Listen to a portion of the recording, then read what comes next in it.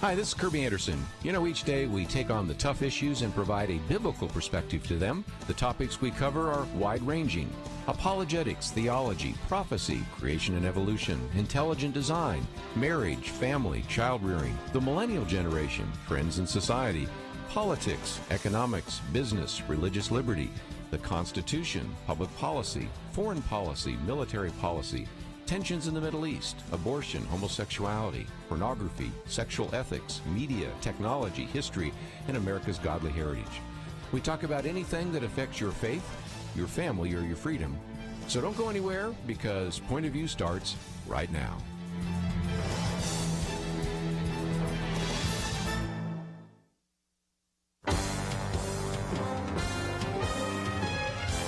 Across America, live. This is Point of View.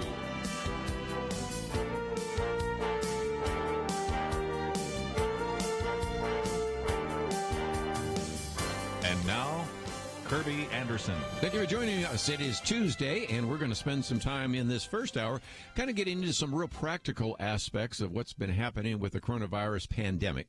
Then in the next hour, we'll have Michael Yosef with us. We'll be talking about his new book, Saving Christianity, really pointing out, as he has in previous books, that there are dangers outside the church. But today, we're going to be spending some time with this new book talking about dangers inside the church. People who claim to be Christians, even claim sometimes to be evangelicals, really doing quite a bit to undermine the Christian faith. And then we'll spend some time talking about what is true biblical faith, and a lot of that goes back to the Apostles' Creed. I think you're really going to enjoy that conversation.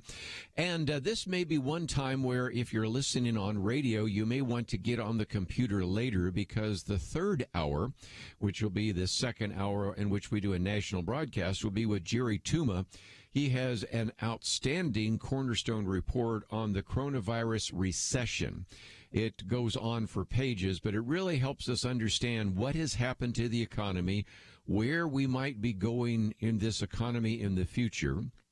And so whether you are dealing with just trying to get a job, because so many individuals, more than 30 million, have filed for unemployment, or whether you have a job but you're starting to say, what should I do with money that we might have in the stock market, either directly in the stock market, or maybe you got a 401k or an IRA or something like that. Just going to really spend some time trying to dig into that, and we're going to give it an hour. And I think we may even take the time, maybe in the future, if this turns out to be a good interview, that we might even play it during this hour for some of you that would like to hear it later. But at the moment, it's on at 2 o'clock today with Jerry Tuma in studio. So lots of things we can talk about.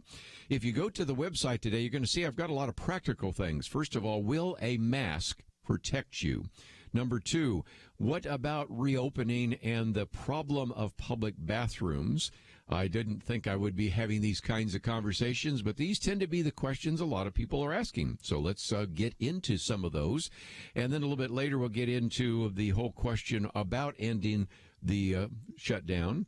Then the whole question of Obamagate and a few things like that. There have been a number of very good pieces that have come out in that regard. So we have a lot to cover this hour, and we'll do our best. But this one comes from Dr. Mark Siegel. Will a face mask protect you?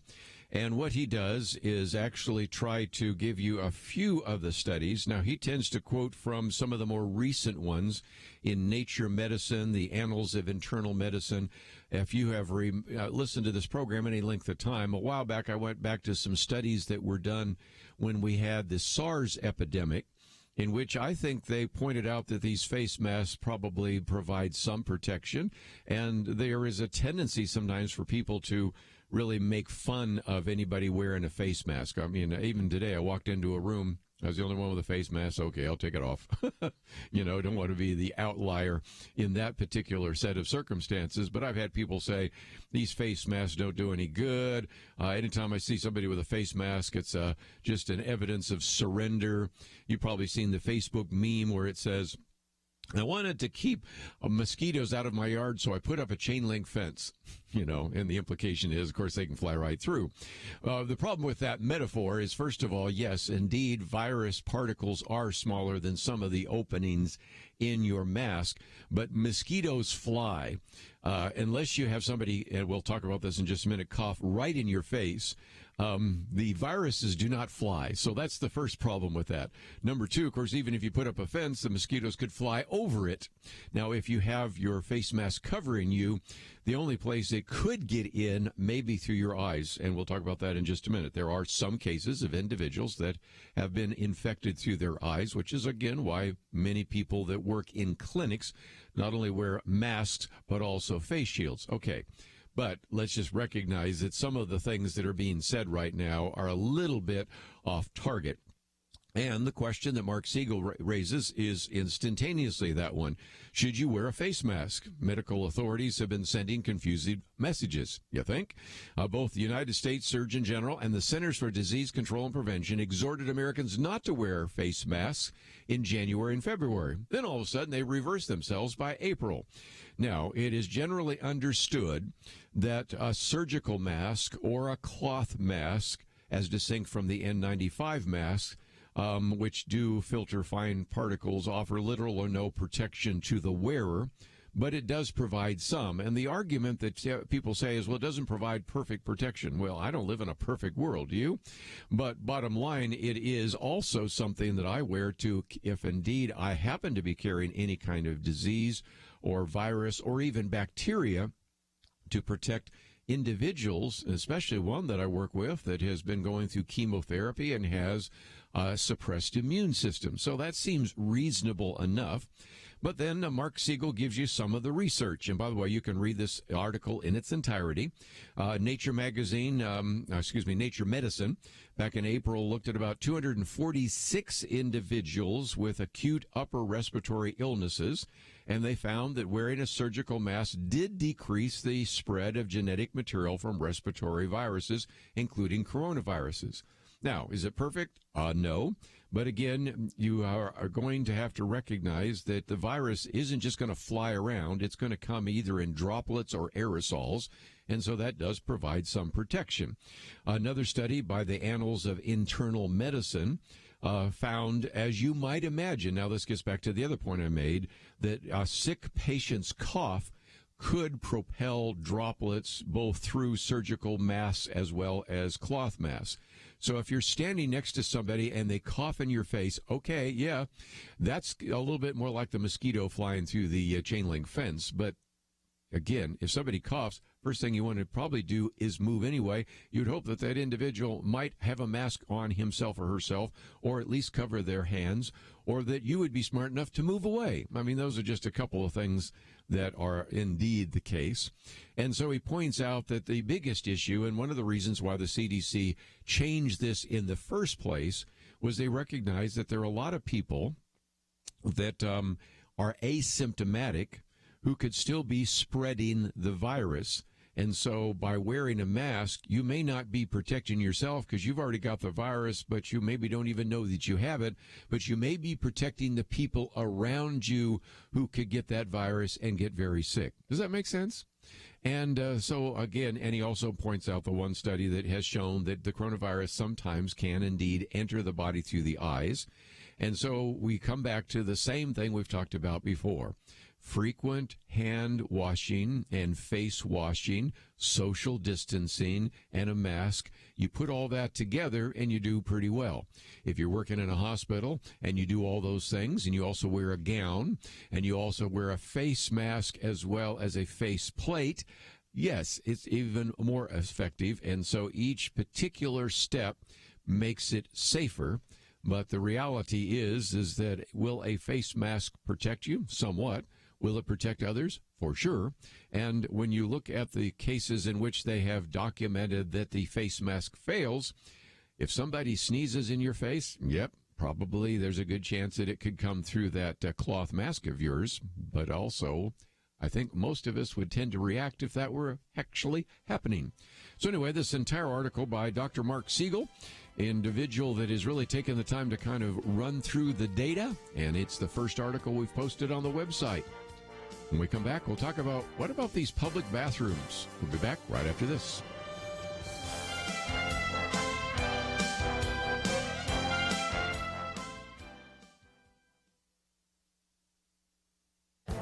This is Viewpoints with Kirby Anderson. You know, for decades, we've seen awards given to music, movies, and TV programs that didn't deserve them. Usually they were rewarded because they were edgy or promoted the latest leftist fad or ideological cause.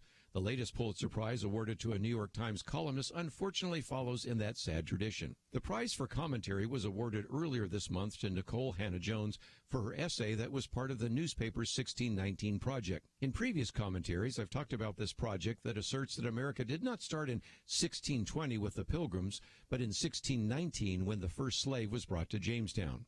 In her essay, she wrote, conveniently left out of our founding mythology is the fact that one of the primary reasons colonists decided to declare their independence from Britain was because they wanted to protect the institution of slavery. This claim was so absurd that the New York Times actually felt the need to update the text with the word some. That led blogger and columnist Andrew Sullivan to ask, how many Pulitzer Prizes have gone to essays that have had to subsequently publicly correct one of their core claims, or has been challenged by every major historian in the field, right and center and left? Prominent historians have been critical of the essay and the project. That includes such men as Gordon Wood, emeritus professor at Brown University and leading scholar on the Revolutionary Era, and James McPherson, emeritus professor of history at Princeton University. They and three other historians wrote an open letter criticizing its sloppy treatment of the facts that violated both honest scholarship and honest journalism. I think the best line came from the editorial board of the New York Post, who suggested that the essay and the 1619 project actually deserved the Pulitzer Prize for fiction. I'm Kirby Anderson, and that's my point of view. Take Kirby and the Point of View team with you on the go with the Point of View app. Search for Point of View Radio at the Apple or Google Play stores.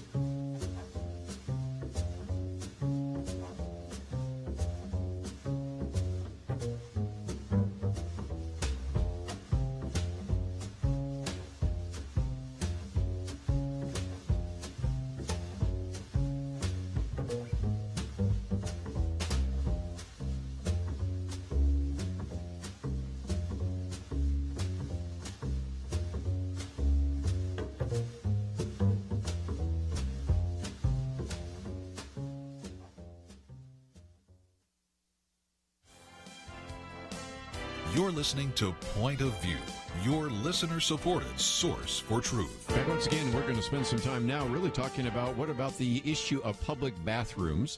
That has always been an issue, but especially during this pandemic, very interesting. And this is the second article we've posted. It's written by Mark Fisher, and it appeared in the Washington Post. Now, I printed out just the content, and it took 4 pages to do that. But if you actually print it out with all the pictures, it almost is 8 pages, which here is one of the things that made us smile a little bit, because he is talking primarily about a number of these drive-in movies. And so some of the pictures are of the drive-in movies, and the question about, you think, well, a drive-in movie, that'd be pretty safe because everybody's in the car. But sooner or later, when you're in the car, you've got to go to, the restroom. And so they put up porta potties and all sorts of things to make people feel comfortable.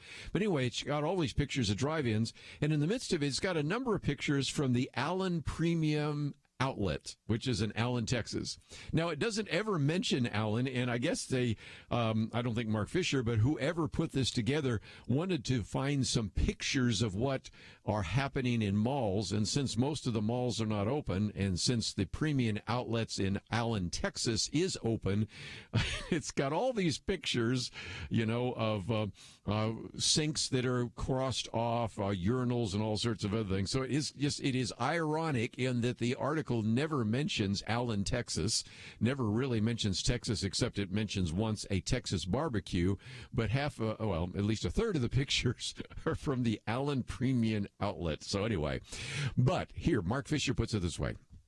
Whether it's the mall, restaurants, concerts, ballparks, or even drive-in movie theaters, Americans are making it clear. They won't be ready to go out to their favorite destinations until they feel confident about being able to go to the bathroom, that is. And that is the question that many people have, because if you think about this, whether you work in an office complex, whether you're at a restaurant, whether you're in a mall, whether you're, of course, in these ballparks, we're talking about if you were to catch a fly ball and a baseball, how many people have touched that before the time you get it? Or even a drive-in movie, you think, well, that's got to be safe because everybody's in their car until somebody has to go to one of the restrooms that are available there. And you can recognize that some of these public restrooms are tight. They're germ-infested anyway, and now we're talking about the possibility of catching the virus in that particular set of circumstances.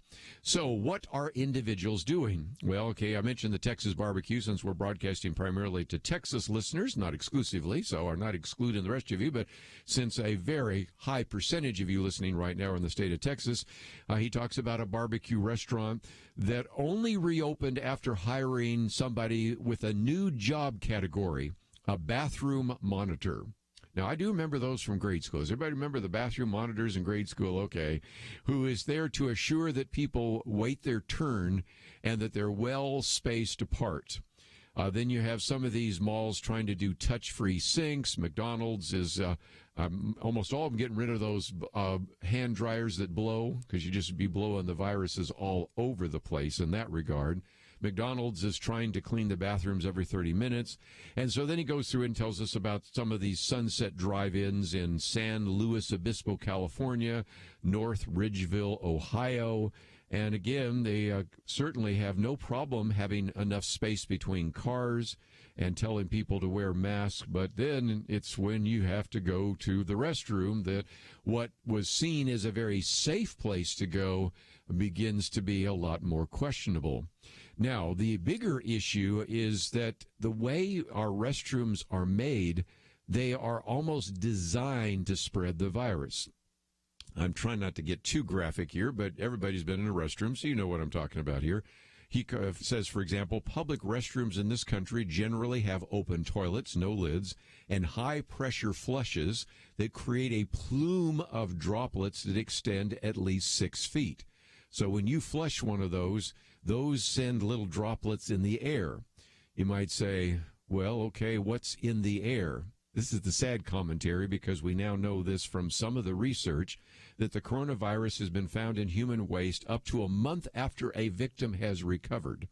And so that means that that's just all over the place, even if the person is healthy and actually is now maybe having the antibodies for it, but is not sick. So this is beginning to be a big issue. A study that was just published last week, and there's a footnote to it as well, concluded that these droplets from even a person speaking can hang in the air for at least 8 minutes. So this is kind of why all of a sudden, if we're really going to try to reopen the economy, public bathrooms are going to probably be the first area where some things have to take place. Okay, one survey found that 91% of consumers want touchless fixtures in bathrooms, and that's a higher percentage than they've ever seen before, and that, again, is due to the pandemic. Here's some things that are going away. Push-button soap dispensers, because you have to push those. I always try to hit it with my elbow or something like that. The high-velocity hand dryers, for sure, those are just blowing everything, because they've now been able to document that they can blow germs entirely across the room. I mean, you walk into a room and whether you have a bacteria or a virus, it spreads all the way through the room. I know it's going to make none of us want to go to a restroom. And then what they are assuming are going to come is you're going to see more copper fixtures. You might say, why? Well, it turns out that copper is a pretty good antimicrobial metal. Of course, so there are some others as well that you can certainly mention.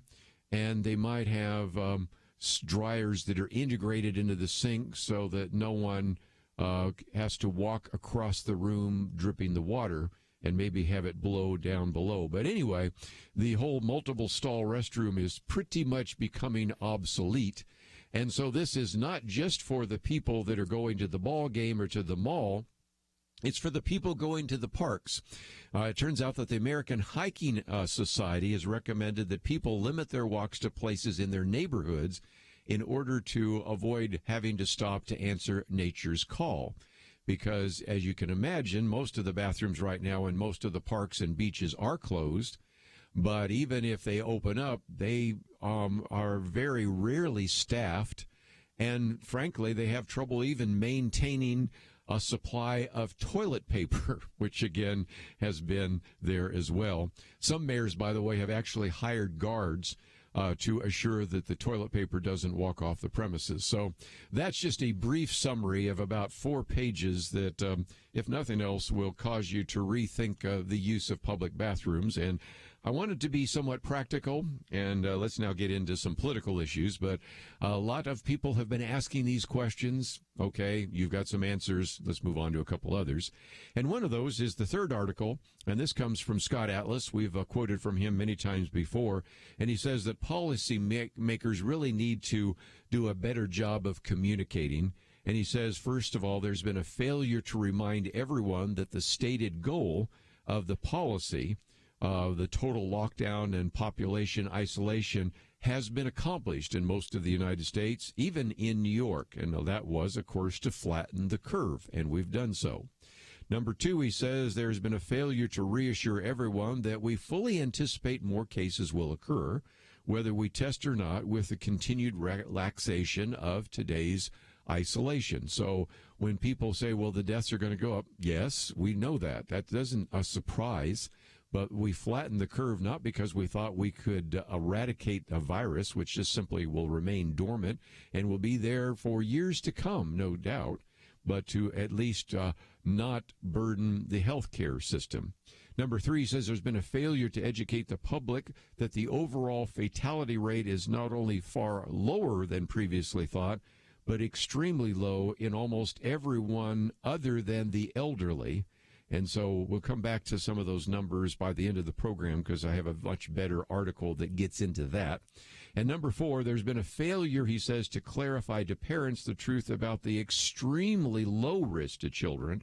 And that has accompanied a gross failure to offer a rational medical perspective regarding schools reopening, because there are still some that wonder whether the schools will actually convene in August.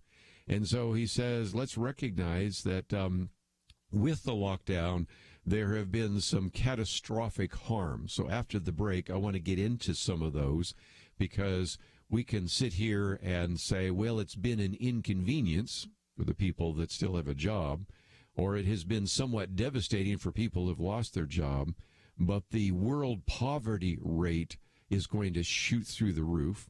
Not to mention the number of people that will now come down with cancer because we haven't done the screening. So I'll get into some of that and then cover a couple of other very important issues of COVID-19 before we get into some of the latest things being said about what has come to be known as Obamagate. But let's take a break. We'll come back with more right after this.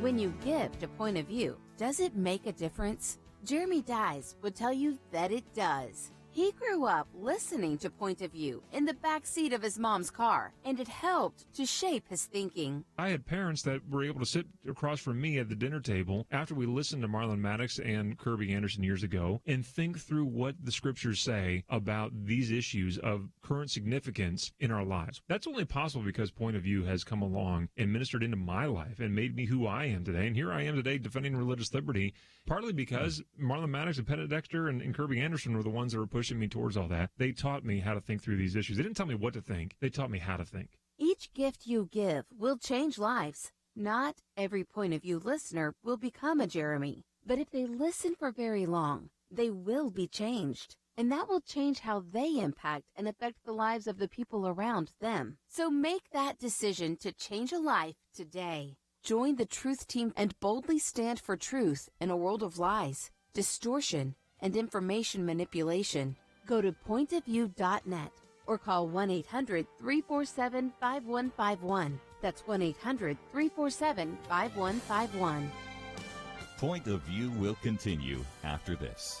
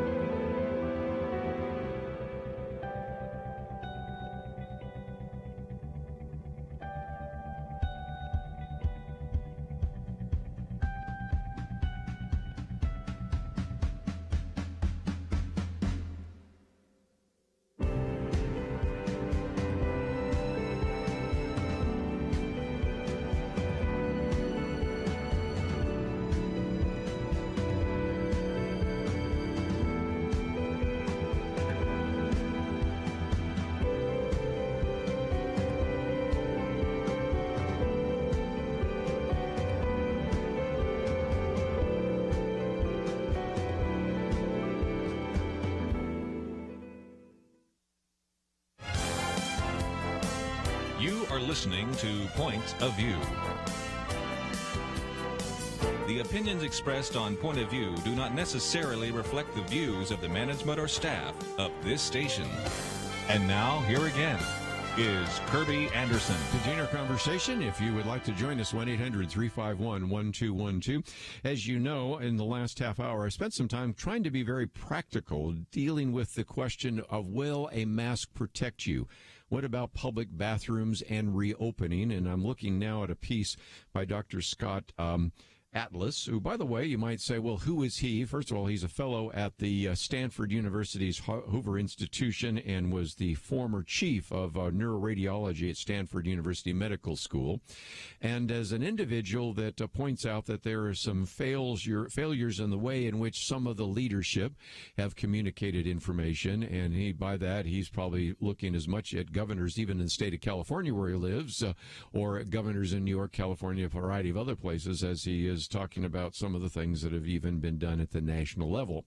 But just as we were coming to the break, I wanted to talk about one other issue, which is sort of the tension between lockdown and liberty, or maybe the naive assumption that if we stay locked down, we're going to keep people safe. But when we keep the situation locked down, we're actually making people sicker.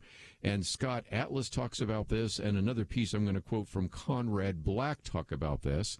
Then we're going to get into some good news. I'm sure by now you're ready for some good news. This virus is certainly very difficult to deal with, but there seems to be a vaccine that might actually prove somewhat helpful.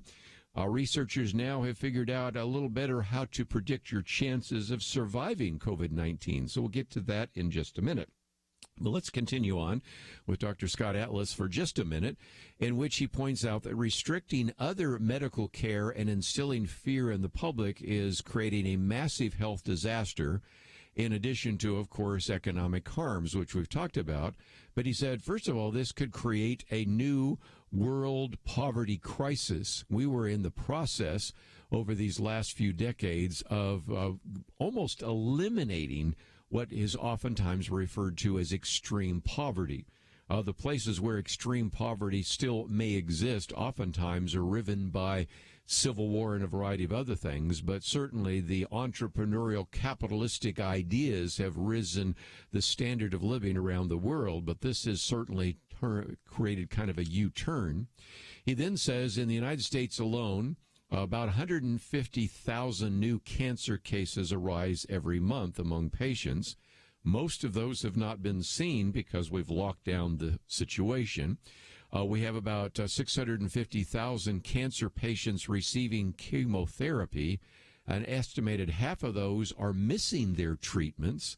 You can figure out what that's going to mean in the future.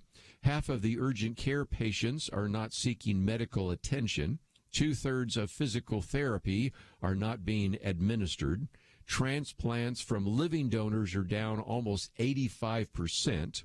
Emergency stroke evaluations are down 40%. And that doesn't include, he says, the 2/3 to 3/4 of people who are skipping cancer screenings, and more than half of the children who are failing to receive any kind of vaccination, all pointing, as he said, to a future and a massive future health disaster. So that's what's going on by locking down. So sometimes people say, well, we'll just keep it locked down. That'll keep people safe. No, people are dying because of the lockdown as well. It's not an either or. These are happening simultaneously. And an article that I have not posted, which maybe I'll post later, or maybe we'll use it in our Friday weekend edition by Conrad Black, he points out that, again, the purpose was ultimately with the shutdown to flatten the curve. We've been able to do that. He says, as viruses do not die and only become dormant, there's no possibility, he says, of stamping the coronavirus out completely in any country that it is entered. And so, again, once we recognize that the shutdown has achieved its initial purpose, the incidence of coronavirus has declined from its height of several thousand to about 1,400 fatalities per day last week. He says we now know that 80% of the fatalities occur among approximately 20% of people above the age of 60, especially those with supplementary problems that reduce their immunity. And I'll come back to that in just a minute, because we now recognize there are some indicators. And so he, like a lot of people, is puzzled by the fact that there's such a resistance to beginning to reduce some of the lockdown, and argues that, of course, a number of Democrats, not only at the national level, but even in the governor's cases, maybe are seeing this as a way to defeat the president, or to deal with this, or to use their power in ways they never had before. And so he talks about mission creep, from talking about flattening the curve to now the goal of eliminating the coronavirus, which, as he points out, never is going to take place. And so he's pulled the statistics out to just give you a little bit better idea of who is at risk. For those beneath the age of 20, almost no one. In those individuals who are in their 20s, chance of 1 in 25,000. Those in their 30s, 1 in 14,000. Anybody in their 40s, 1 in 7,000. 1 in the 50s, 1 in 1,000. And even in their 60s, 1 in 200. So you can begin to see that it is certainly not a case in which we have these individuals, especially when they're young, being at any significant amount of risk as they would be for any other kind of disease that might be out there. Which now brings me to, and I think you're probably ready for this, do we have some good news? Looks like we do. And that is that we are seeing now that not only have oil prices and stock prices climbed, but also prices for a biotech startup called Moderna Therapeutics, which is in Cambridge, have developed what looks like a very promising coronavirus vaccine. And what it does is that it has an mRNA vaccine that actually gives cells, if you will, they call it a building manual to produce a particle that resembles the spike on a coronavirus. So the idea is to create something artificial, if you will, that then promotes the antibiotic response in your body. I've often said that the best way to actually fight a disease is to have your body's mechanism fight the disease. And so that is certainly the case. And for people that have always been fearful of a vaccine, this one is different. And so as some of the people that are fearful of vaccinations, oftentimes derisively called anti-vaxxers, this is different because it doesn't utilize the pathogen that is coronavirus, but so it just tries to create, if you will, something that resembles the spike on a coronavirus, and then it causes your body to actually produce the antibodies. So it isn't as dangerous looking, at least in the initial phases, as maybe other vaccines might be. Now, where are we in the process? A while back, I remember having somebody call in and say, well, I want to make sure they vaccinate everybody, the members of Congress first. And I said, well, that's not how they do it, but this is how they do it. The first phase, which has pretty much come to an end, is where they actually put the vaccine in people that are healthy. Because they want to see if there are any contraindications, any kind of negative effects, or those kinds of things. And so they had a number of healthy volunteers ages 18 to 55 getting varying doses. And first of all, they saw that nobody had any kind of negative reaction to it. That was a good thing. And they found that after receiving 2 doses, they received antibody levels at or above what are seen in patients who have recovered from the virus. So what it does is it stimulates your body to produce the antibodies that would then allow you to fight off the coronavirus. Now, next step is, of course, then how effective will this be now that it's used on patients, because that's the next step. And, of course, historically, we know that only about 16% of vaccines that begin clinical trials have been approved. And there are, of course, about 100 different vaccines being worked on right now. So this one may be the one that reaches the goal line first, or there may be some others. And then the biggest question is, how many of these vaccines can we produce? The factory for Moderna figures it maybe produce 100 million doses a year, but you're saying there's 300 million Americans. Not that every American would take the vaccine, obviously. So they've been working with a Swiss firm to increase the capacity up to 1 billion doses. And, of course, Johnson & Johnson plans to begin clinical trials in hopes that some of their batches might prove effective. Pfizer has done the same. But if nothing else, the vaccines, which we were told wouldn't be around for 18 months, we actually seem like we have one right now that might work, and it's already working its way through some of those clinical trials. So we will see where that takes us. We come back from the break. Let's, if we can, for just a few minutes, if we can, talk about what researchers have learned about what are your chances of surviving COVID-19. We'll talk about that right after this.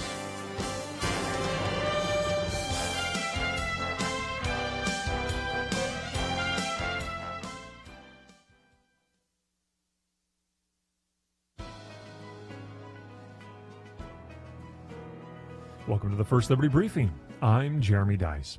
Easter is a special day on the Christian calendar, but for On Fire Church in Louisville, Kentucky, the spring of 2020, it would be more than special, it would be memorable. They intended to hold a drive-in Easter service since the COVID-19 pandemic prevented them from meeting in person, but Mayor Greg Fisher forbade it. Actually, the mayor said the police might attend too, but only to write down license plates and force attendees into a 14-day quarantine period. First Liberty Institute sought a temporary restraining order late on Good Friday. Less than 24 hours later, Judge Justin Walker granted the TRO, explaining that the mayor's actions were, quote, violating the free exercise beyond all question, unquote. He noted that Louisville targeted religious worship by prohibiting drive-in church services while not prohibiting a multitude of other non-religious drive-ins and drive-thrus, including drive-through liquor stores. He concluded that if beer is essential, so is Easter. Well, Judge Walker's opinion recalled the experience of the pilgrims who, he said, understood that no place, not even the unknown, is worse than any place whose state forbids the exercise of your sincerely held religious beliefs. Even in times of worldwide pandemic, the First Amendment does not hand in a doctor's note and take the day off. Rather, it preserves and defends the first of our freedoms given to us by God himself. To learn how First Liberty Institute is protecting religious liberty for all Americans, visit firstliberty.org. Hi, I'm Kelly Shackelford, President and Chief Counsel of First Liberty Institute. I hope you enjoyed this episode of First Liberty Briefing. You can learn more amazing stories about how everyday Americans are standing up and saving religious freedom. Just visit firstliberty.org. You'll be inspired, educated, and informed. Visit firstliberty.org right now.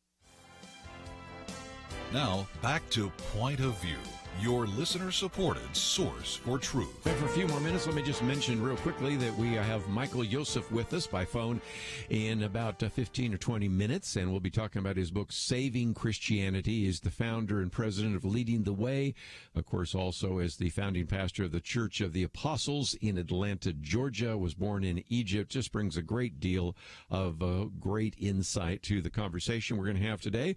And again, as a program note, let me just mention at 2 o'clock today, Central, Jerry Tuma will be with us in studio as we talk about his Cornerstone Report on the coronavirus recession. And what about your financial investments and what might be the future as we start looking down the road. So I think that's going to be a really good program as well.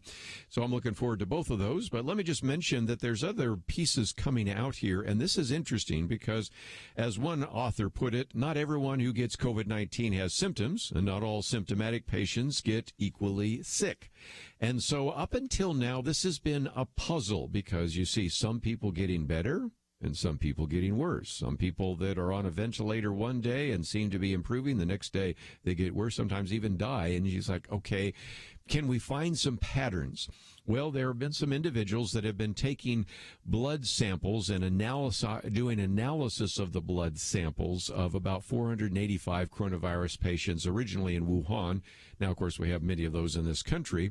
They developed a computer model that looked for a number of things, and what they're looking for are things you probably have never heard about, but, they're the enzyme lactic dehydrogenase, which seems to be linked to lung damage, lymphopenia, which are low levels of white blood cells, and a number of others.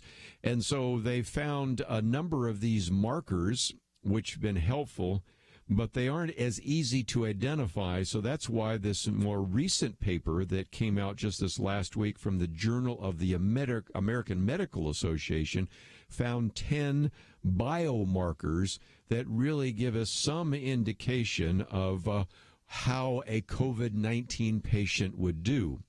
And it, once again, I think illustrates that if you can keep yourself healthy, you're going to be in a lot better shape. What were some of the markers? Well, let's take one at a time. The first is high LDH levels. Okay, so if you have high cholesterol, there's going to be a problem. Or low levels of those lymphocytes that we just talked about. That may be low levels, again, of your white blood cells. So, again, if you've been healthy and you've actually maybe even had a blood test or a screening in the last year, or maybe maybe you even had to go and do some blood work in order to get an insurance policy or whatever, or you just had a health checkup, whatever it might be, that's certainly part of it. Here's some others that put you at risk. A history of cancer, which is not surprising because of the suppressed immune system. If you've had problems with shortness of breath, of course, a person that maybe has had cancer and had pneumonia and a variety of other things, or COPD, or, just those kinds of things are the case. Of course, age is one that we mentioned. And so you can look down the categories there and recognize that even when you look at the percentages I gave you just a minute ago from Conrad Black, what I think you are dealing with primarily are individuals that have in some way or another a compromised immune system. Now, we do notice a difference in terms of gender. That is, men, because of having testosterone, produce certain kinds of cells in the lungs that sometimes are a little more sensitive to COVID-19, to the virus. So, again, more men have died than women. And I jokingly say, well, then if I self-identify as a woman who's healthy, that means I won't get the virus. I'm being facetious, but you can see how, some of these comments being made by these politically correct people are not going to do them any good at all in terms of being able to fight the virus. And so those are just a couple of key issues, but the good news is we have a virus vaccine, I should say, on the way. The good news is we have a much better ability to understand who is more likely to suffer symptoms from COVID-19. And all of that brings us back to get yourself healthy. Lose some. By the way, I didn't mention obesity, which is one of the factors there as well. Just take care of yourself, and that will certainly be one of the better protections. We talked about a mask. Maybe stay out of some of those public restrooms. All sorts of things we've already talked about all apply. But just before we take a break, I have been amazed, and I guess Hugh Hewitt, who is a fellow talk show host, has been amazed as well, at the reaction to what has now come to be known as Obamagate. Hugh Hewitt is a talk show host on the Salem Radio Network. He's been on this program with us before, and he said the other day he was on with Al Sharpton on his cable news show, and Al Sharpton said, "What is Obamagate?" And he described it as the intentional interference with a peaceful transition of power. And he talks about the fact that a peaceful transition of power is the glory of our republic. And Obamagate is concerned that it's a shorthand for senior officials in the administration, either with or without the approval of President Barack Obama, made efforts to cripple President Trump's ability to govern using unconstitutional methods throughout the transition and even into the first 3 years of his term. Well, one of the other individuals on the panel said Obamagate is a racist talking point, and this is where Hugh Hewitt started saying, come on.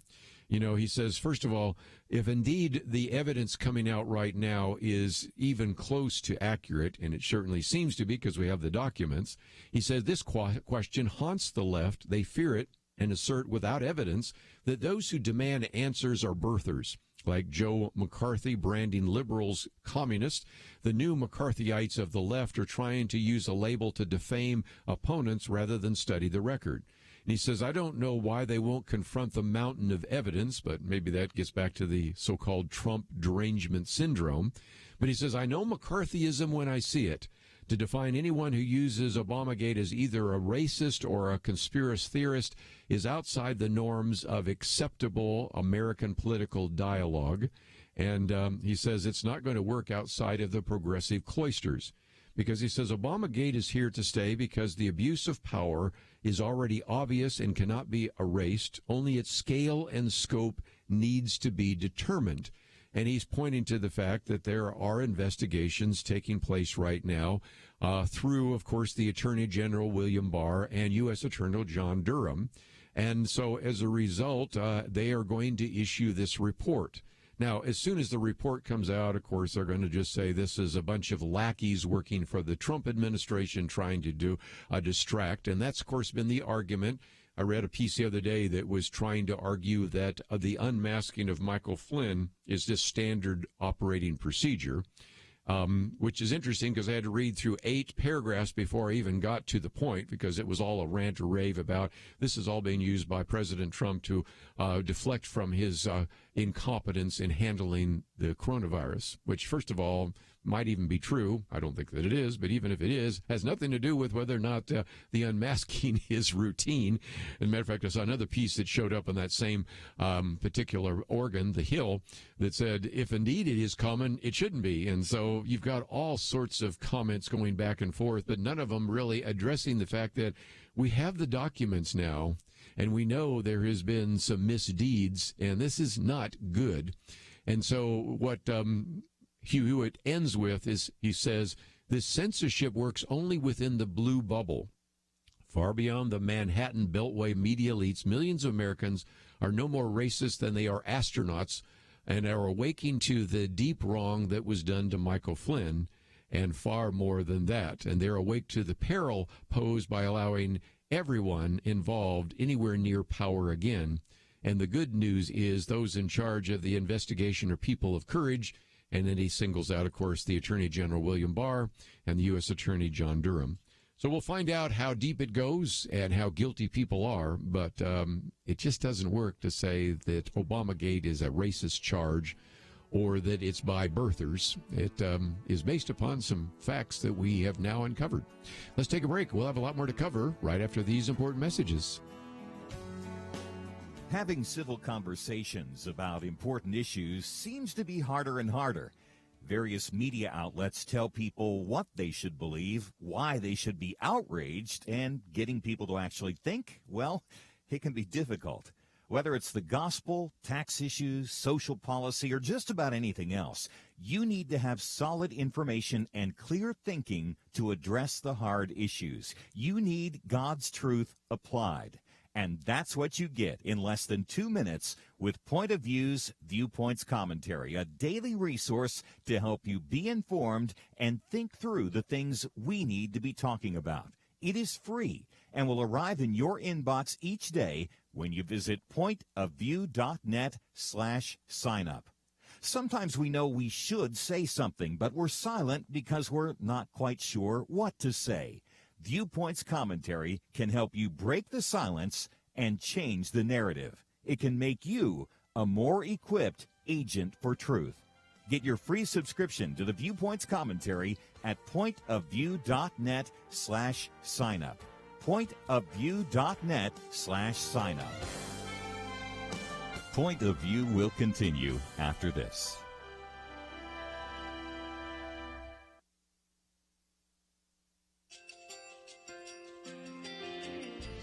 I just want to thank you so much for all the wonderful programming you have. You're just absolutely fantastic. I recently started listening to Point of View, and I really found it interesting because of the different subjects you cover. Thank you for that. I really appreciate everything that you do. in keeping us informed. Thank you, Kirby, for everything that you have been doing. I appreciate all the work that you're doing, advocating for the Word of God. Thank you so much. Point of view, I think, is absolutely necessary because it's a Christian perspective, a biblical worldview perspective, and receive very current, up-to-date information about what is really going on, week to week in our culture, which is changing so rapidly, and yet it's morally sliding backwards. Yeah, I'm just, first of all, I thank you guys. Y'all's program is wonderful, and enjoy it every day. I learn so much every time I listen to it. Point of View Radio Talk Show.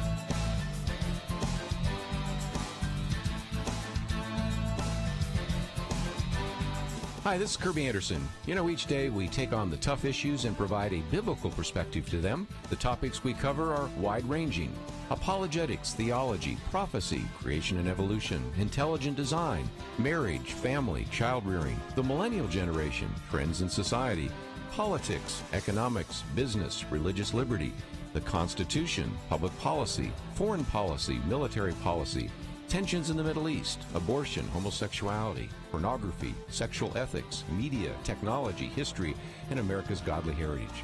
We talk about anything that affects your faith, your family, or your freedom. So don't go anywhere, because Point of View starts right now.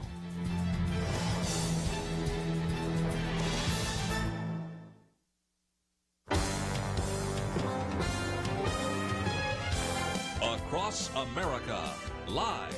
This is Point of View.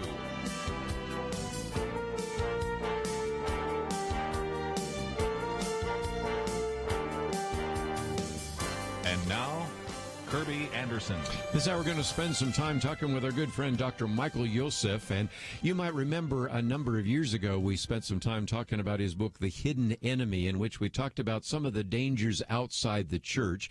Very good book. I've done even frequent commentaries based upon that book, but we're going to focus now on the dangers inside the church. People who call themselves Christians, some who might even have been identified as evangelical Christians, that have actually been teaching things which are contrary to the Word of God. Now, we shouldn't be surprised about that in some respects. The Apostle Paul and Peter both warned us about false teachers and false prophets that come from among us, so that's not necessarily something that is unique. It is something that has happened before. But it is sad that within the evangelical church, if we don't have our spiritual radar on and our discernment, we are going to be deluded, and we know that there will be apostasy in the last days, and so this book is a warning in which he actually names names. I think you're going to really appreciate that as well. If you're not familiar, Dr. Michael Yosef is, of course, the president of Leading the Way. No doubt you probably have seen his television program, his radio program that you perhaps have heard as well. He is the founding pastor of the Church of the Apostles, was born in Egypt, has his doctorate in social anthropology from Emory University, and he joins us now by phone. Dr. Michael Yosef, always a delight to have you on the program. What a joy being with you. It really is. I've just been looking forward to it since I heard that I was going to be on the program.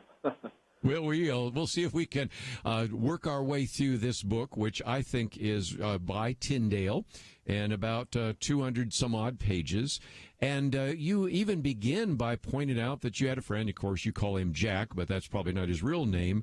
And it just is a reminder of the fact that some people start off and they look like they're going to necessarily be founding members of a church, or they're people that we graduate from our seminaries and we think that they're going to go out there and preach God's word. But sooner or later, on so many of these situations, we see a compromise. And oftentimes it's done because they feel that Christianity needs to be saved. So when you talk about saving Christianity, you put question mark, because sometimes that's the justification for compromising on the Word of God, isn't it? Exactly. And the first time really I came across this phrase back in the 80s, I used to be part of a mainline denomination, and as I often say, we lost the battle there. And now we're losing it, sadly, in the evangelical church. But I remember there was a bishop, and he was writing a book, and he wrote the book called Saving Christianity. And I said, well, let's find out how he's going to save it. Because Christianity does not need to be saved, because Christianity is Christ. And Christ saves us. We don't save him. So I discovered that he's saying that Christianity, as it is revealed in the Bible, is not acceptable to the elite and the intellectuals and the people that he thinks he needs to reach, because they can't accept the supernatural and can't accept this and can't accept that. And he lists all this out. The whole book is just a bit of a shamazel, but you read it and you realize that he tore it all apart, and he's saying, well, the only Christianity that people are going to accept is that Jesus was just a good teacher, and that he was a good man, and that he just came to show us how to love each other, that he had never rose from the dead, fact he's a savior, it means, well, he kind of helps us to save ourselves. And all of that just went on. And from that moment on, I have been really kind of building up. I'm a brooder, and I've been brooding about that title of that book, and I just been thinking about it. I thought, well, we left the mainline denomination, and we began as an independent evangelical church, and God has blessed and blessed and blessed. And lo and behold, now, 35 years later, I am finding myself in the same situation as the mainline denominations, where I have scars at that point from those wars. And I said, oh, my God, when that large Baptist church here leaves the Southern Baptist Convention, the pastor said, well, I don't know what the truth is, but I know what love is. And you know what he was angling at. And it's not just one. This is happening again and again and again, and it's just daily in the news. And we have a pastor who was a best-selling author from Maryland, just defected the faith altogether. We know what happened with Rob Bell. And so, and some great musicians in the Christian church. So that's when really I said, I need to sit down and in the simplest way possible, try to explain what's going on and why it's going on and how we can warn the believers, particularly the next generation. I said to my sons who are in ministry and serving the Lord, I said, guys, if I die tomorrow, I feel that I'm now leaving a legacy. That book is really my legacy, to warn, encourage, motivate the faithful believers not to fall in these errors, because they are so subtle, and they are in churches and mega churches and so-called evangelical churches, and that we need to stand our ground and say, no, Christianity does not need to be saved. In fact, everybody who tries, well, let's reinvent Christianity, let's reinvent church, let's reinvent. You don't need to reinvent it. The wheel has already been invented. So again, one of the reasons I wanted to talk about this book is because it's a twofer. First of all, we'll spend some time talking about, in the first couple of chapters, the slide towards compromise, which I think is really helpful. And again, one of your goals there is to expose some of the false teaching that is destroying the church from within. But one of the things I appreciate about you is in your books, you always like to leave people with the positive. And so in the second section, you talk about the Apostles' Creed, which really gives us the foundation for that. And it kind of illustrates, as you well know, that when we train people in the Secret Service on counterfeiting, first, they spend lots and lots of time studying what a $1 bill, a $5 bill, a $20 bill, a $50 bill looks like, so that once they understand what is genuine, they can instantaneously identify the deception. And so let's see if we can take a break, because I have one of those mandatory breaks coming up. But I thought we might talk just a little bit about this history of spiritual defection. I've heard many people over the years talk about what happened to Chuck Templeton, or as you call him here, Charles Templeton, who many people thought was as good a preacher, if not even a better one, than Billy Graham. But unlike Billy Graham, turned his back on the idea of God. And I more recently met somebody that actually had interviewed him in the later part of his life. And they said, do you ever miss believing in God? And he said, well, I miss him, but I don't believe in him. And so I think that is a reminder, as an individual who's turned his back on spiritual ideas, what unfortunately sometimes is happening in the evangelical church. So let me commend to you this book. You can perhaps find it in your local bookstore. It came out this year, but I know that many of you are not making your way to a bookstore, so we have a link to, of course, Leading the Way. And, of course, we have information about this book as well. You can get it both in paperback and Kindle. But when we come back, we'll continue our conversation with Dr. Michael Yosef. We don't need to save Christianity. We just need to preach it. We'll be right back.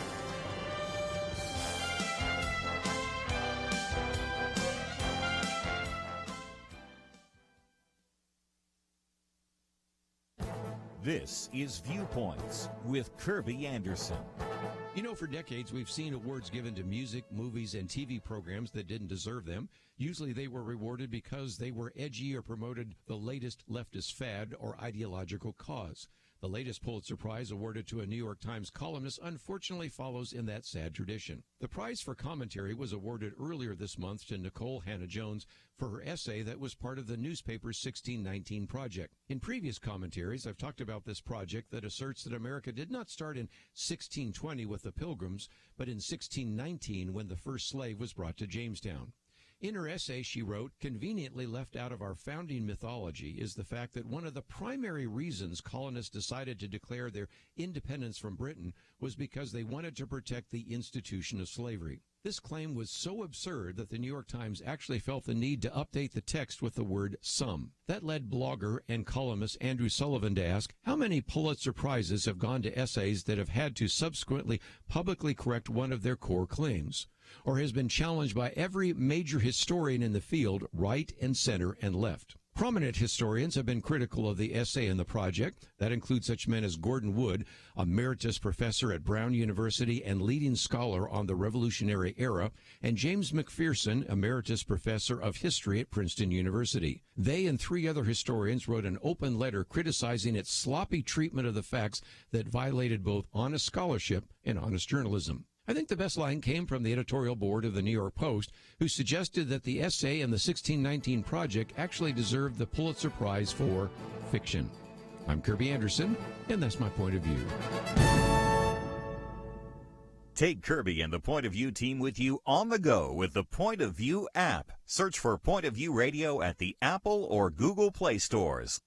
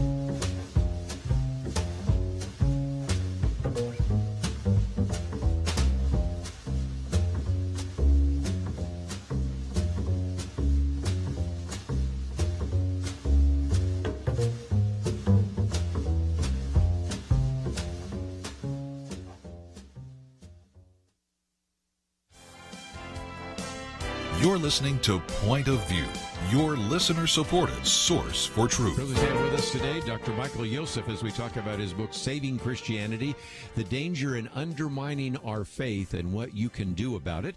It is published by Tyndale. And Dr. Yosef, let's, if we can, talk about spiritual defection. You start off with Chuck Templeton and then talk about, of course, the example of spiritual defection in the Old Testament, spiritual defection in the New Testament.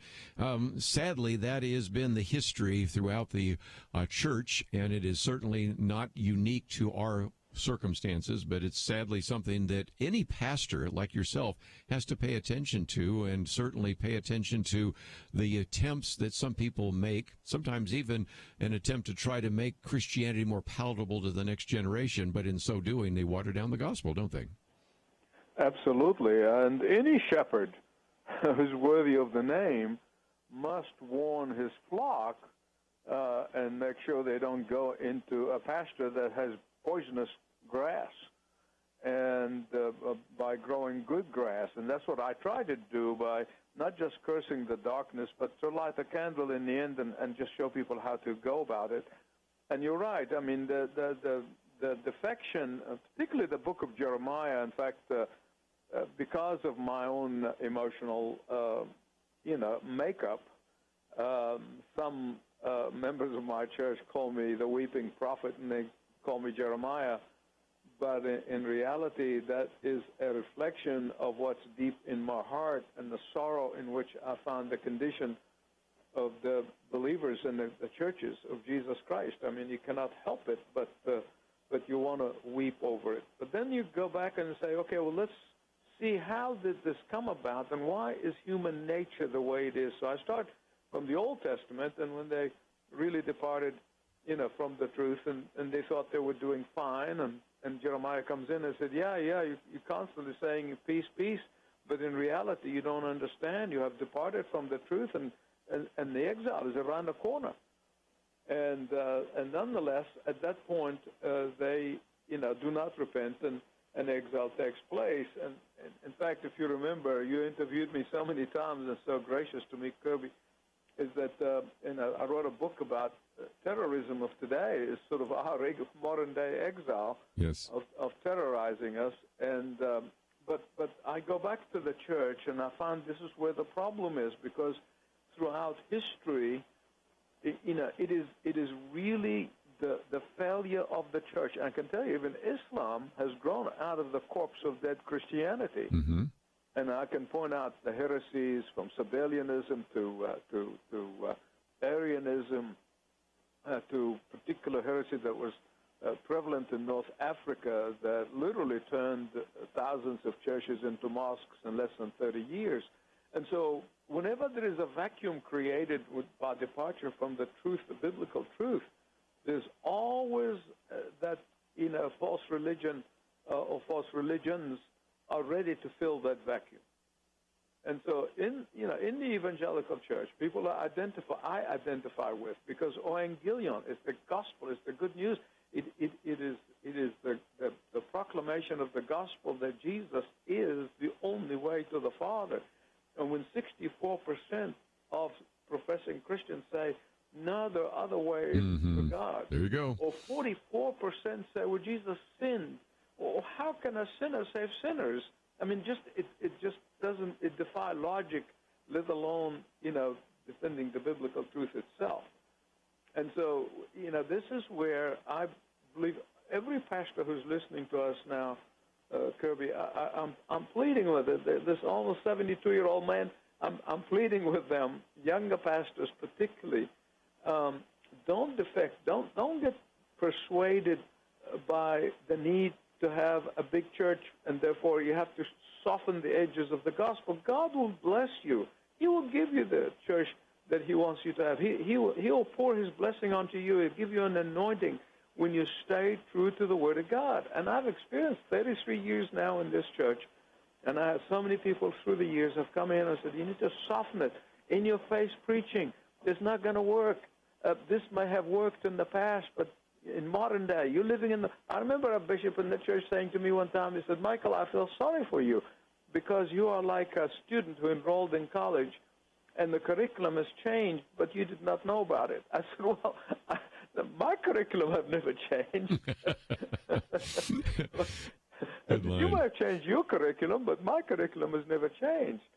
And so I'm just pleading. I really would do whatever it takes to plead with pastors and church leaders to get back. It's not because I want to sell books, because I don't really receive any money from the books. They go all to the ministry to lead the way.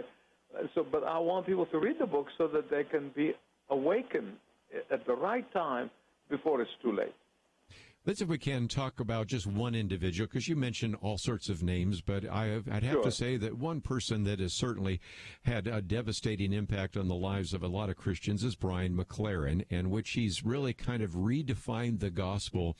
But I love the way you find sometimes, even though you're an academic and you have your PhD, you find, like me, some ways to simplify it. And you said that if you really sit down and read Brian McLaren's writings with careful discernment and an understanding of Scripture, you basically are hearing echoes from Eden. Did God really say? There's a sense in which Brian McLaren is saying, well, I know the Bible says this, but did God really mean that?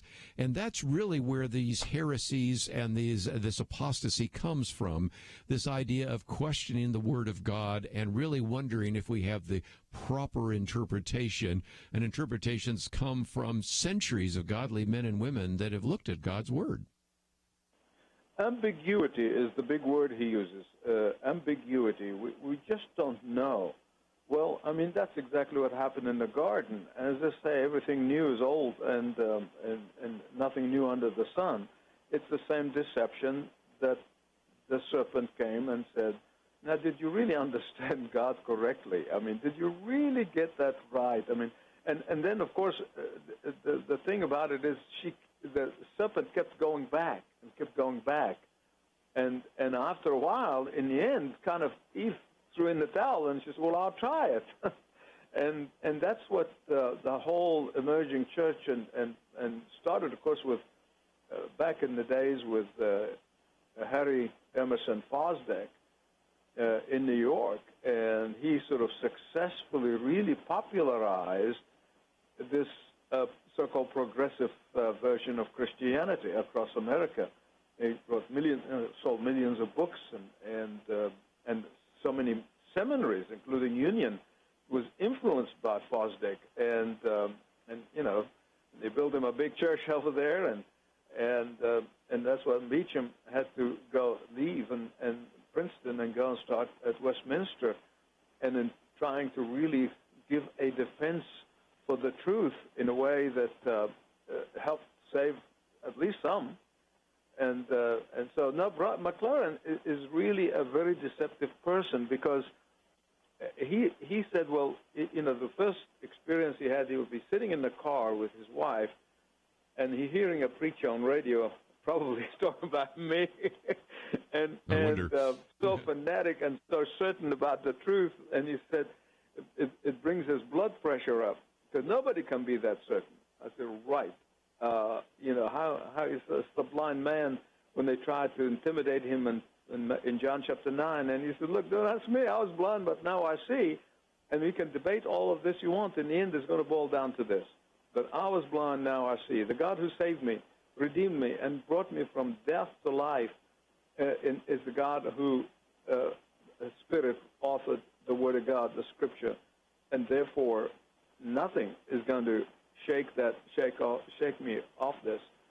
And so, yeah, I think McLaren, and then, of course, he followed by some younger one really breaks my heart, you know, 38-year-old young woman from Nashville, Tennessee, who, you know, started blogging and just bought into this whole thing. And she comes from an evangelical background. Yeah. And so many millennials began to follow her. And it just, you know, so as I began to do my homework and I began to see that this is more pervasive even than I thought, therefore I needed to sound the alarm. Yes. If I did not sound the alarm, I kept asking, you know, talking about, of course, Rachel Hill Evans.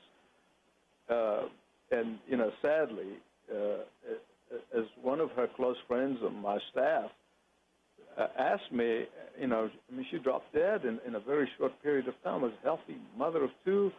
And I said, you know, this could be 1 Corinthians 5 death, in which, you know, because the Lord is trying to save her soul. Very sad. Let me take a break, because I do need to take one of those mandatory breaks. But when we come back, we'll maybe talk about this idea of this post-truth world and this kind of post-Christian world and how to think about that. And then we'll come back and see if we can get some insight from the Apostles' Creed. All that coming up right after this.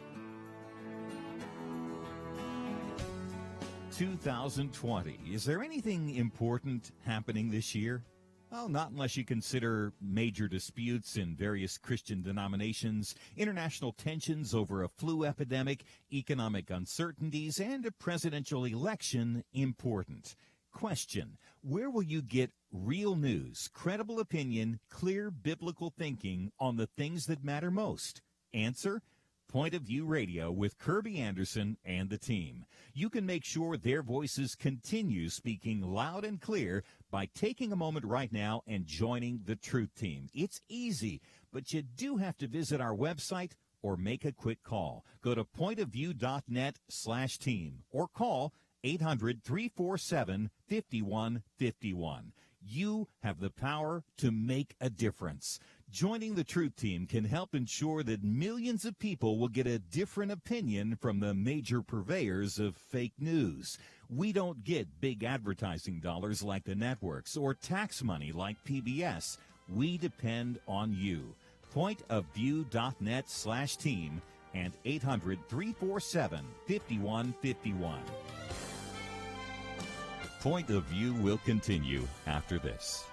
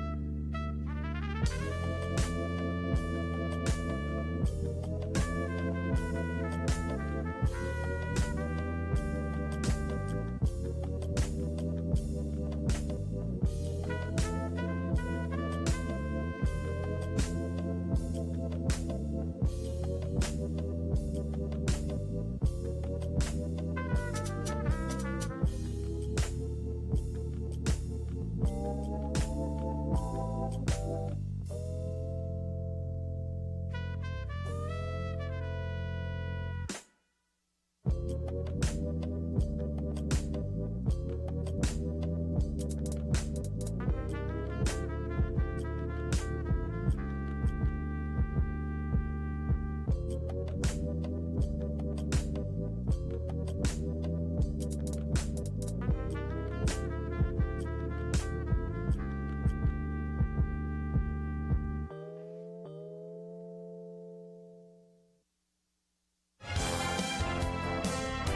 are listening to Point of View. The opinions expressed on Point of View do not necessarily reflect the views of the management or staff of this station. And now, here again is Kirby Anderson. Continue our conversation today with Dr. Michael Yosef, and we have information about leading the way. You can go to ltw.org, but we have a link on the website there. And, of course, you can find out more about the Awake America prayer movement and also have all sorts of information about his books, about his television program, radio, and much more. And we're spending some time today working our way through a book that came out this year, Saving Christianity. It is published by our friends at Tyndale and about 200 pages. And Dr. Yosef, before we get into some of the positive aspects of it, one of the most intriguing chapters here is what you talk about post-truth Christians in quotes, in a post-Christian world. You know, we've heard that one of the key phrases in the dictionary was this idea of post-truth. And this, I think, illustrates only so well how some well-meaning, and you were just talking about millennials, and we do a millennial roundtable. Matter of fact, I'm going to do another one next week with some millennials that are orthodox, by the way, is sometimes they simply think, well, you know, most of my peers, they don't believe in truth. They believe that truth with a capital T doesn't exist. So maybe we just need to water down God's truth. And my argument is just the opposite. At a time when everybody doesn't believe in truth, point them to the truth, the life, the way, and that's Jesus Christ, right? Absolutely, because this with influence of Eastern mysticism, where it says your truth, my truth, and the kind of we'll tolerate each other's truth. I say, tolerance until that somebody else's truth really hurts me, and then all of a sudden tolerance goes out the window. But when there is the truth, which is the Word of God. In fact, our founders were very, they were very much influenced by that truth. In fact, that's why they said we hold these truths to be self-evident.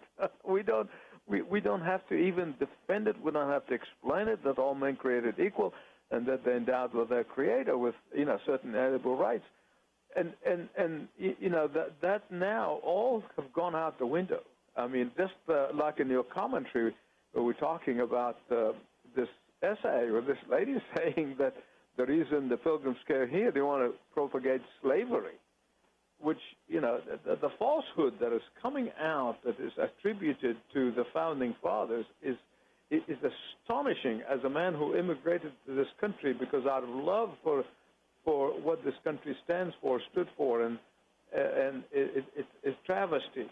But nonetheless, you're right. I mean, that's how, millennials, unfortunately, some of them even in the church, they said, well, I can't do this. I know you're right, and I believe that, but I can't tell this to my friends. And that is really where the rub comes in. How do we present the truth in such a loving way that these people who are opposed to the truth with a capital T be able to say, well, let me look at it. Just be open-minded, and you look at it afresh with fresh eyes and see you might change your mind. And I've seen this happen. I really do. In our church, we have seen people who have come and filled with all that stuff, but as they're challenged to just, exercise a little bit of humility and look for the truth by yourself, and then if you have questions, ask us. And all of a sudden, they come straight run into Christ, and they become converted and thoroughly orthodox and strong in their faith. And so it is possible, instead of constantly kowtowing and say, well, the younger generation, the millennial, we just can't do this. Yes, you can. I think God has his own people among the millennial age. I mean, my own sons are millennials, and one of them actually runs a program and dealing and addressing the issues the millennials have. And so it is possible, and that we just cannot give up on the younger generation. If nothing else, it seems to me that they're looking for somebody and something that is true, because they live in this world of gray where nobody believes in right or wrong. Nobody believes something is true or wrong or in error. And so in some respects, I think they're drawn to it more. And so this is just a great opportunity for us to express the truth. So let's see if we can talk about this idea of the Apostles' Creed. But before we do so, I've always wondered where the name Church of the Apostles came from. And I found out that actually it was given to the head of your denomination at the time, who used it as kind of an act of mockery and derision, who actually said, don't quit your day job because this thing's going to fail. And second of all, you guys so believe the Bible that we'll actually call the congregation the Church of the Apostles. And that turned out to be actually quite a blessing, didn't it? Exactly. And I remember sitting, he invited me to breakfast, and he said, well, what do you finally, when they gave in, and they said, okay, I will let you do it, but it's going to fail, so don't leave your day job. And I said, look, I'm a man under authority. I could go and just start a church, but I wanted to do it under authority, and until that authority became an apostate, I had to leave. I didn't have an option. But he said, well, why don't you call it the Church of the Apostles, since you're big on this gospel preaching stuff? And I said, sounds great. And I remember driving in the car. I said, isn't that amazing that how the term Methodist, back when John Wesley, being methodical, and they were systematically studying the Scripture, that term was a derogatory term. It was given to them as an insult. And I thought long and hard about this, and I said, well, praise God. I mean, even the people who don't believe gave us that name, but God will honor it and honor his gospel and the preaching of the apostles. So hence I deal in the middle of the page with the Apostles' Creed. Well, and again, one of the things I like about this book is, even though, and I could have spent 2 hours just on the first half of the book or 2/3 of the book that talks about the problems, but let's just for a little bit of time focus on the Apostles' Creed, because it talks about, I believe in God the Father Almighty, and believe in Jesus Christ, our only Son and Lord. And what you try to do is really kind of take us through not only what the Bible teaches, but how to defend it. And, of course, since you are in Atlanta, we're all thinking about the loss of Ravi Zacharias, one of the great apologists of our generation. And it is so important for us now not only to know what we believe, but to know how to defend that belief before this watching world. And so that's one of the things you do in the book. Exactly. And the reason I went to the Apostles' Creed particularly is because in the mainline denomination that I used to belong to, and they would recite it every Sunday. They would recite the Apostles' Creed or the Nicene Creed. Yes. And some of those people didn't even look at the prayer book. They just memorized it. Mm-hmm. And I remember in the debate when we got into the situation where I said, but what every Sunday you get up and you say, and they said, no, we don't mean it the way you understand it. Yeah. We say it, but don't mean it. It's all symbolic. Yeah. It's all symbolic, and it doesn't really mean what you think it means. I said, really? So what does it mean? And I believe in a God, and he's a fatherly figure, but not necessarily he's mighty. And, his son, we believe in Jesus. Of course we believe in Jesus. But, most of the writers of the Gospels were all anti-Semitic. I said they were Jewish. Yeah, but they were anti-Semitic, and therefore they were writing things there that are just not true. And, in fact, some of these leaders were involved with that Jesus seminar where they were voting, yes. Did Jesus say this? No, he didn't say that. And so they decide.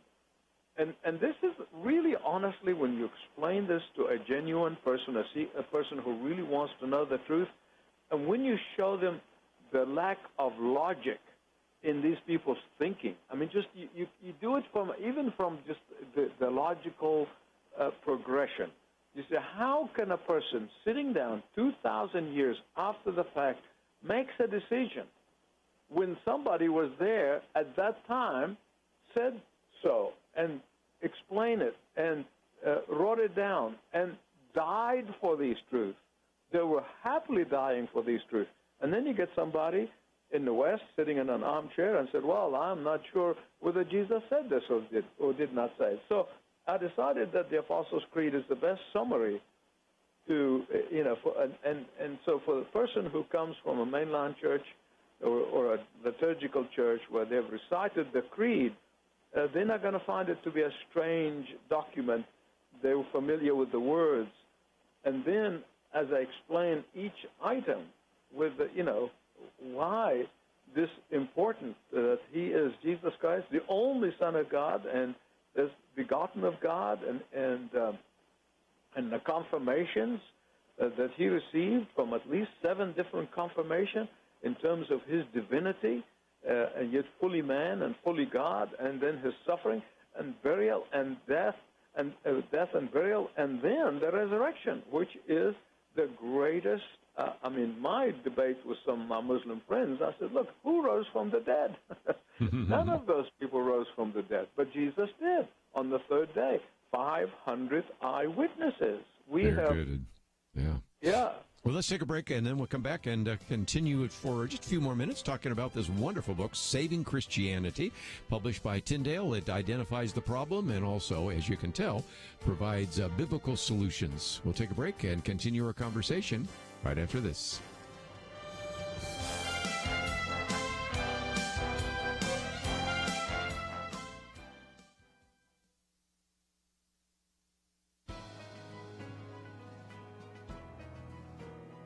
Welcome to the First Liberty Briefing.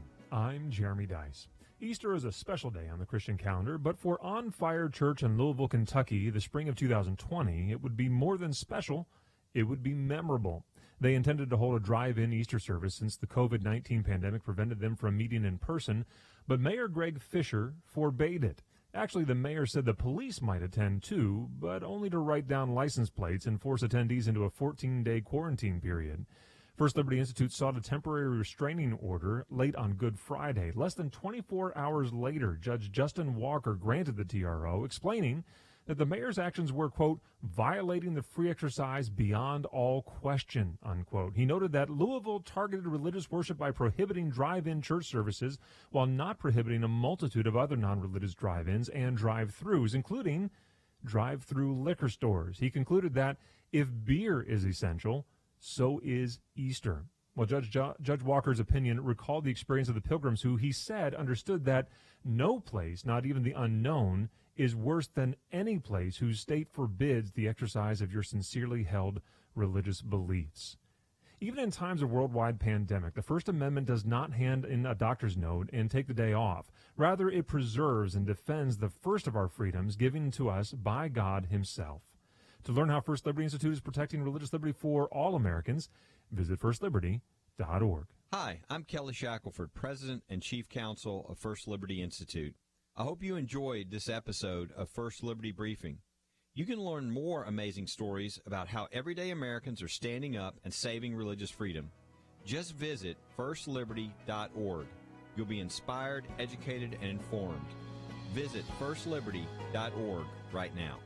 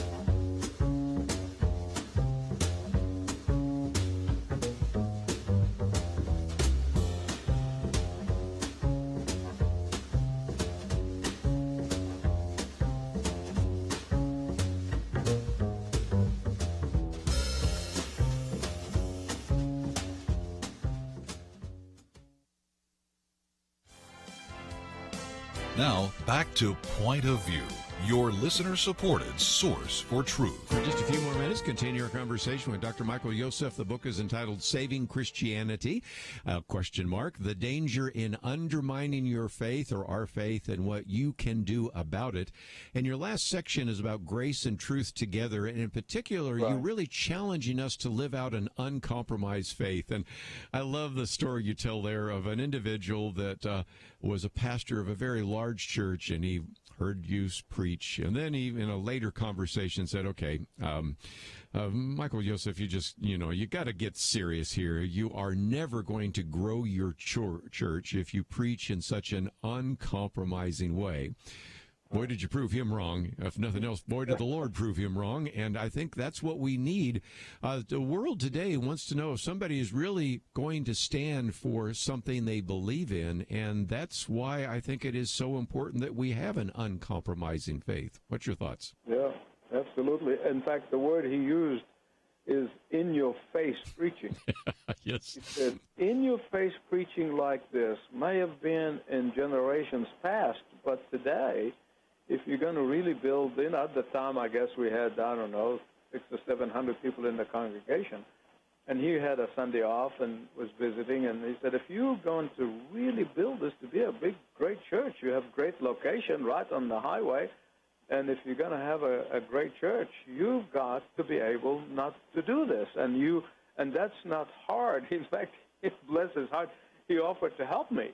And as I confess in the book, I don't want to come across as I'm a strong guy. Recently, I preached a sermon, and I said, fear is not the absence of courage. It's fear that is submerged in prayer. And like everybody else, I was tempted, and I said, well, tell me. And I thought about it, and I prayed about it, and I really took time and prayed about it. I said, well, if God is calling me to have a global ministry, and he does, and thank God we are in 200 million homes by television through our channel Kingdom Sat. Even Australia and New Zealand now is carrying it. And if I need to kind of figure a way by which I can relate to people.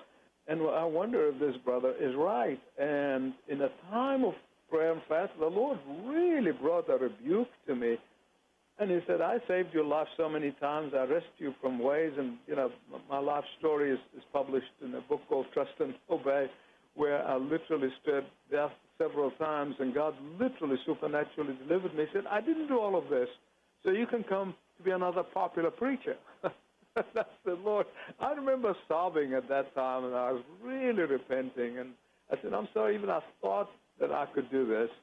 And from that time on, God began to really bless the ministry in such a way and gave me favor with people here in this city and in a very prestigious, probably the most expensive real estate in the city of Atlanta where we are.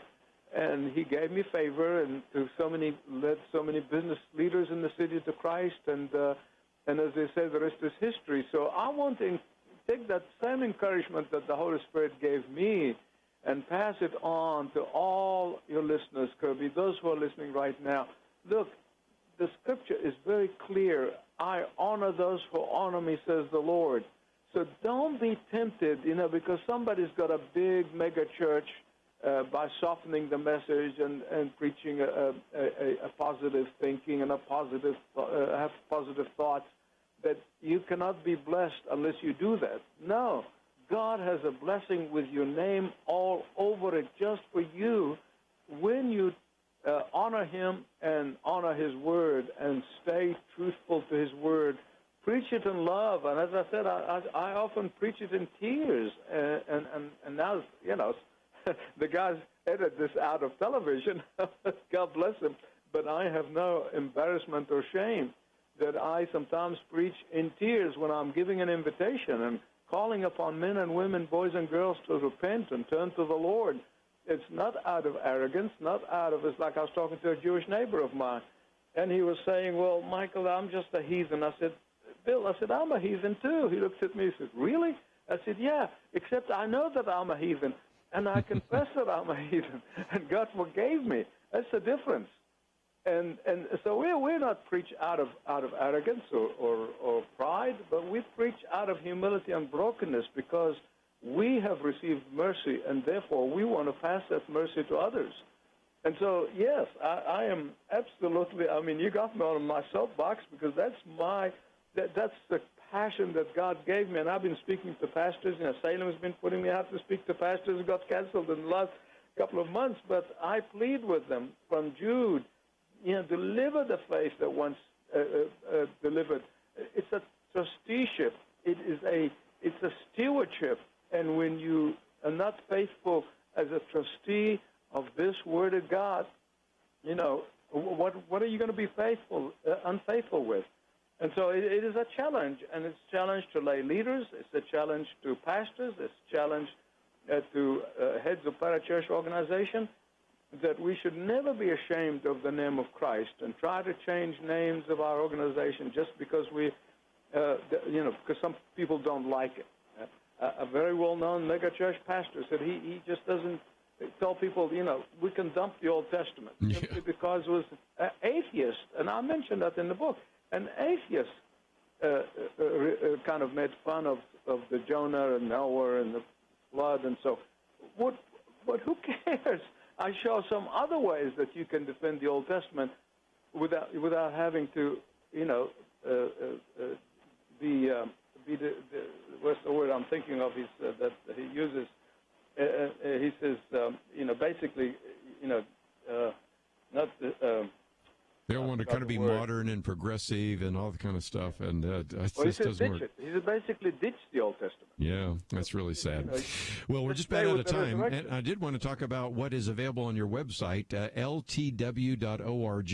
That's where you can get a copy of the book. We also have information about that on our website, but I would encourage people to go there because they can watch your television program, they can listen to your radio, they can sign up, get your blog, and all sorts of other information. Of course, they can also order the book. So when they go to Leading the Way, you've got lots of resources for our listeners, don't you? Absolutely. God bless me. We're writing 2 books a year. We have more than 42 books available on different topics, but also the app is free to download. We don't charge, and just get hundreds of messages in the different topics that whatever the need is. And so please go and get these resources, and we try to make them as available and as free as possible. Very good. Dr. Michael Yosef, a good friend of the ministry, we always appreciate you coming on Point of View, and I hope in this 1 hour gave people a little bit of an understanding of some of the dangers, and that's one of the reasons why we want people to get a copy of the book and understand, develop discernment, and stand boldly for Christ just as you have. So thank you for once again joining us here on Point of View. We're going to take a break, and when we come back, we're going to spend some time now getting into the economic issues, and that is our good friend Jerry Toom will be in studio. I have in front of me here this special report. It's the Cornerstone Report on the coronavirus recession. Now, we've just been through the largest shutdown in the history, perhaps, of the world. We have the fastest market crash in U.S. history. And we've had maybe the largest response by the Federal Reserve and the federal government. So what next? And if you have any investments at all, you will certainly want to pay attention to this. If you've lost your job and wonder what kind of job opportunities are going to be existing in the future, you certainly want to pay attention to this. If you're wondering about issues ranging from inflation to your kind of investment, what the Federal Reserve is going to do, we're going to do our best in the next hour to try to answer those questions. So, again, we have information about that on the website, but we're going to have Jerry Toom in studio to talk about his special report on the coronavirus recession. All that coming up right after this.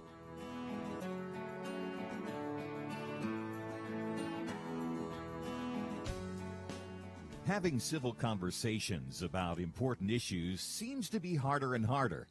Various media outlets tell people what they should believe, why they should be outraged, and getting people to actually think, well, it can be difficult. Whether it's the gospel, tax issues, social policy, or just about anything else, you need to have solid information and clear thinking to address the hard issues. You need God's truth applied. And that's what you get in less than 2 minutes with Point of View's Viewpoints Commentary, a daily resource to help you be informed and think through the things we need to be talking about.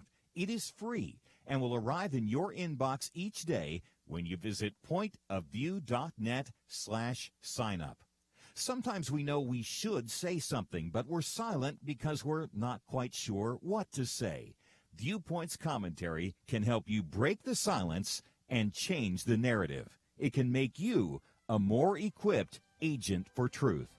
Get your free subscription to the Viewpoints Commentary at pointofview.net/signup. pointofview.net/signup. Point of View will continue after this.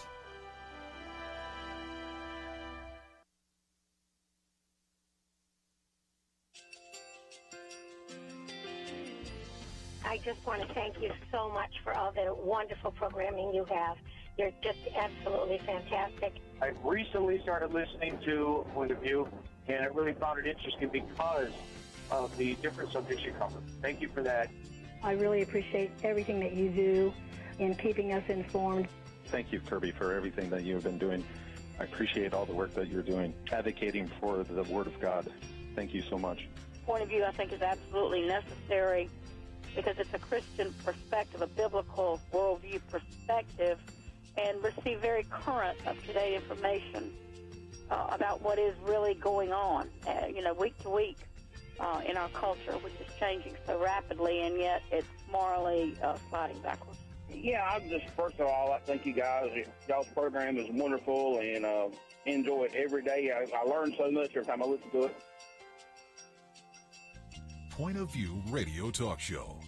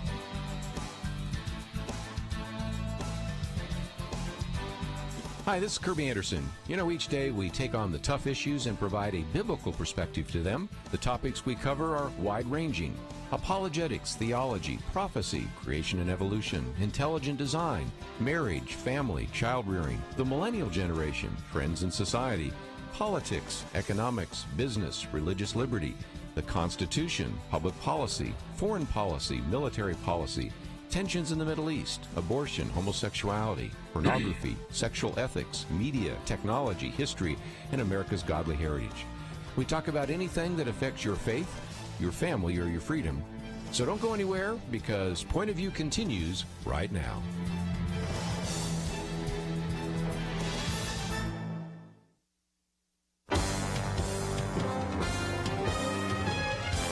Across America, live.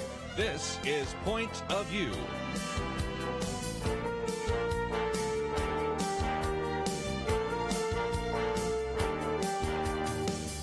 And now, Kirby Anderson.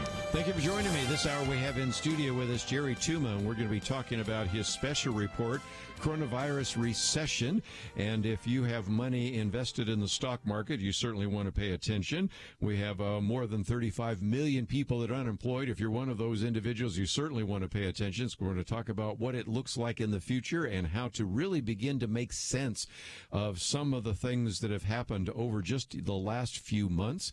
And that, of course, is the fastest market crash in U.S. history, perhaps one of the largest shutdowns economically in the history of the world. And so Jerry Tuma has been with us many times before, a certified financial planner, founder of the Cornerstone Financial Services, a graduate of the University of Texas at Arlington, and also a founding member of Kingdom Advisors.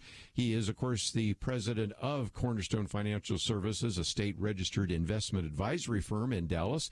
And I think, as you've heard us say before, material on this program is intended more kind of for general information only and should not be taken as specific investment, tax, or legal advice, just because of the tremendous diversity of even the people listening here today. But we're going to do our best with this 19-page report with all sorts of graphs, charts, and information to try to make sense of what has taken place. But, Jerry, since the last time we've had you in here, there have been a lot of things that have happened in the economy. Have there ever, Kirby? Yeah, as you mentioned, fastest market meltdown. It wasn't the deepest one, but the fastest in terms of duration. I think the market lost 20% over like 14 trading days. That's faster than the crash of 87, faster than 1929. It's the most incredible, speed that we've ever seen. The market was down about 35% at one point.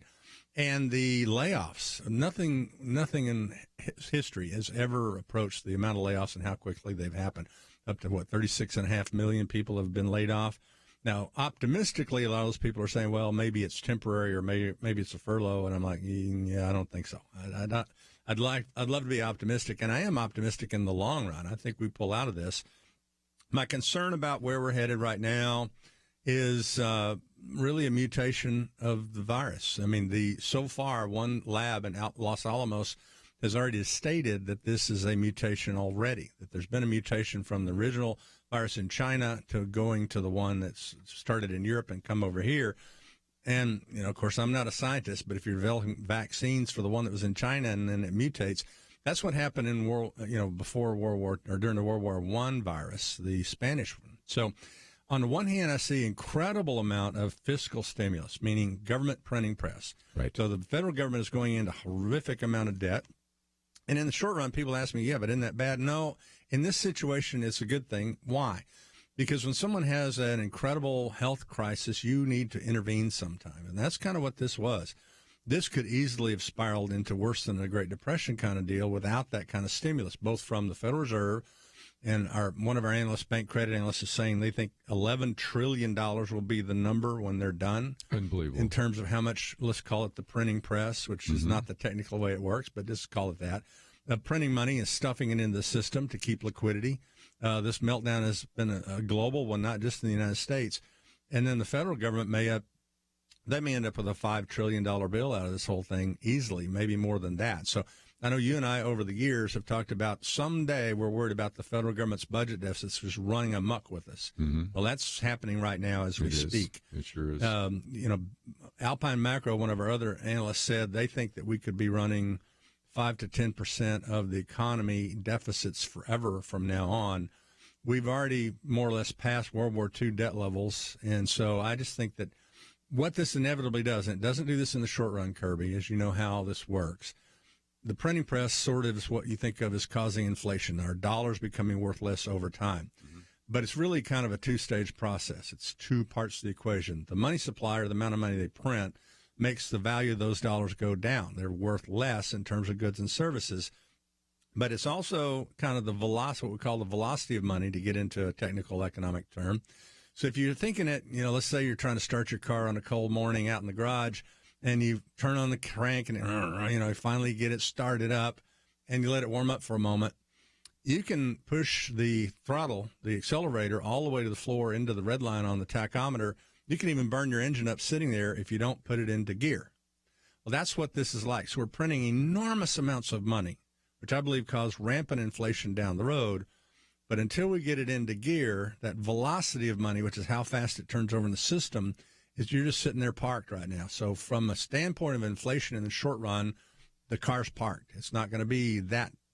But if you look further down the road, past probably 2022 would be my best guess, not only do you have all this printing press, all these deficits, but you still have the baby boomers, which have not been, they're essentially, as you and I know, our good old Social Security Trust Fund has been spent a long time ago. Medicare, only about 2/3 of the baby boomers, another 50 million are going into Medicare. And there's just nothing stopping the government deficits in the future. So in the short run, deflationary pressure, but in the long run, I think we're headed toward true hyperinflation. Just one of the illustrations you use is the 2008 financial crisis. You call it the Great Financial Crisis. That was sort of like a heart attack. This one's more like a stroke. Can you make that distinction? Yes. In 2008, the epicenter of the whole thing was real estate loans, but mainly it was the banks. The banks had gotten into, unfortunately, greed. They'd gotten into get rich quick and extreme leverage. I mean, Kirby, some of these banks were taking subprime mortgages, which by definition means a high-risk mortgage, somebody that wouldn't have gotten a loan under normal conditions. They sliced them and diced them into particles, and then they declared that the top tranche was AAA rated, which then allowed them to lever it, and the rules back then, they could lever it 30 to 1. Well, 30 to 1 leverage means if it goes down 4%, you lose all your capital. Some of these things went down 98%, and the whole banking industry was just evaporating overnight. So they had to bail out the big banks. About half of them got bailed out. The other half disappeared. But I liken that to a heart attack. Why? Because economies of this world run on credit. So if you don't have the blood flow going to your body, you can be the biggest power lifter in the world, like the world's strongest men competition or whatever. You have a heart attack, you're a dead man. You're gone in, 3 minutes or whatever the case is. So the heart of America that was pumping the blood, or the credit that needed to circulate, had a heart attack and had to be revived with all the bailouts. This one, again, is more like a stroke, meaning some sectors of the economy seem to be not exactly impervious, but not badly affected by this at all. I think many of them will come back real strong, and some areas are booming. Internet technology is booming. Healthcare is booming. There are other areas. Grocery stores right now are booming. I guess toilet paper manufacturers are probably booming. But the bottom line is that other areas of the economy, there are 7 areas we listed in this report that would include industries like bars, casinos, hotels, airlines, traditional retailers, coffee shops, salons. Actually makes up 20% of the workforce, 33 million people facing complete shutdown or near shutdown. It reminds me, as you know, my wife's had a bunch of health crises. She had a stroke a few years ago, 3 or 4 years ago. This is more like a stroke. There's 7 primary areas of the economy that have been shut down completely. That's like the stroke part of the body. The rest of the body is in relatively good shape. So what we got to do is, those industries may not come back looking like they ever have before. They probably have to revamp everything. But I realize, Kirby, we're running out of time for the break here. But the bottom line is, this is more like a financial stroke to the United States as well as the world. Let me just mention that one of the booklets we are going to be sending out to many of you donors is a biblical view on money management, because trying to manage our money in the crisis is an issue. But when we come back, we're going to talk about this Cornerstone special report, which begins to help us understand where we go from here. All that coming up right after this.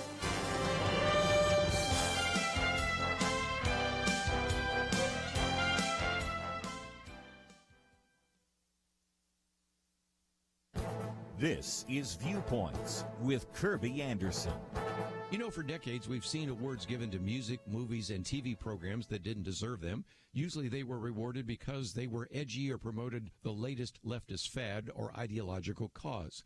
The latest Pulitzer Prize awarded to a New York Times columnist unfortunately follows in that sad tradition. The prize for commentary was awarded earlier this month to Nicole Hannah-Jones for her essay that was part of the newspaper's 1619 Project. In previous commentaries, I've talked about this project that asserts that America did not start in 1620 with the Pilgrims, but in 1619 when the first slave was brought to Jamestown. In her essay, she wrote, conveniently left out of our founding mythology is the fact that one of the primary reasons colonists decided to declare their independence from Britain was because they wanted to protect the institution of slavery. This claim was so absurd that the New York Times actually felt the need to update the text with the word some. That led blogger and columnist Andrew Sullivan to ask, how many Pulitzer Prizes have gone to essays that have had to subsequently publicly correct one of their core claims? Or has been challenged by every major historian in the field, right and center and left. Prominent historians have been critical of the essay in the project. That includes such men as Gordon Wood, emeritus professor at Brown University and leading scholar on the Revolutionary Era, and James McPherson, emeritus professor of history at Princeton University. They and three other historians wrote an open letter criticizing its sloppy treatment of the facts that violated both honest scholarship and honest journalism. I think the best line came from the editorial board of the New York Post, who suggested that the essay in the 1619 Project actually deserved the Pulitzer Prize for fiction. I'm Kirby Anderson, and that's my point of view. Take Kirby and the Point of View team with you on the go with the Point of View app. Search for Point of View Radio at the Apple or Google Play stores.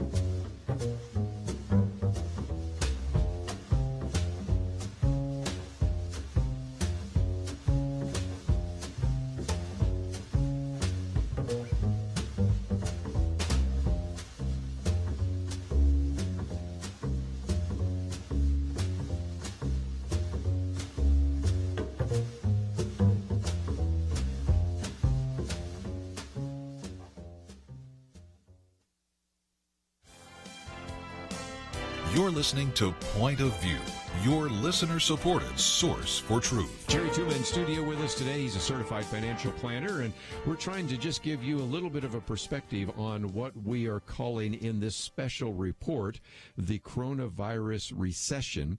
If you find yourself saying, well, I'd kind of like to follow along with what you're talking about here, my particular copy here has 19 pages. I think that's the final. Yep. I saw one that was a few pages less, and you've added some material. So, again, 19 pages. You can go to pointofview.net and scroll down. You'll see free Cornerstone report. And when you click on that, just give us some information that we need in order to get that to you. And then I think you will find it very helpful. And already we've talked a little bit about this shutdown economically. We've talked about the fastest market crash. We talked about the difference, if you will, between a heart attack and a stroke. But let's get into some other aspects. And this third page relates to a conversation we had a while back with Stephen Moore. He's an economist. I know you know him as well. Yes. And he said, okay, even if we open up the economy, and we are, and many states are starting to do that, and we broadcast in 42 different states, so there's going to be more openness in, say, Georgia and Texas than there is in New York and California, but everyone is opening up a little bit.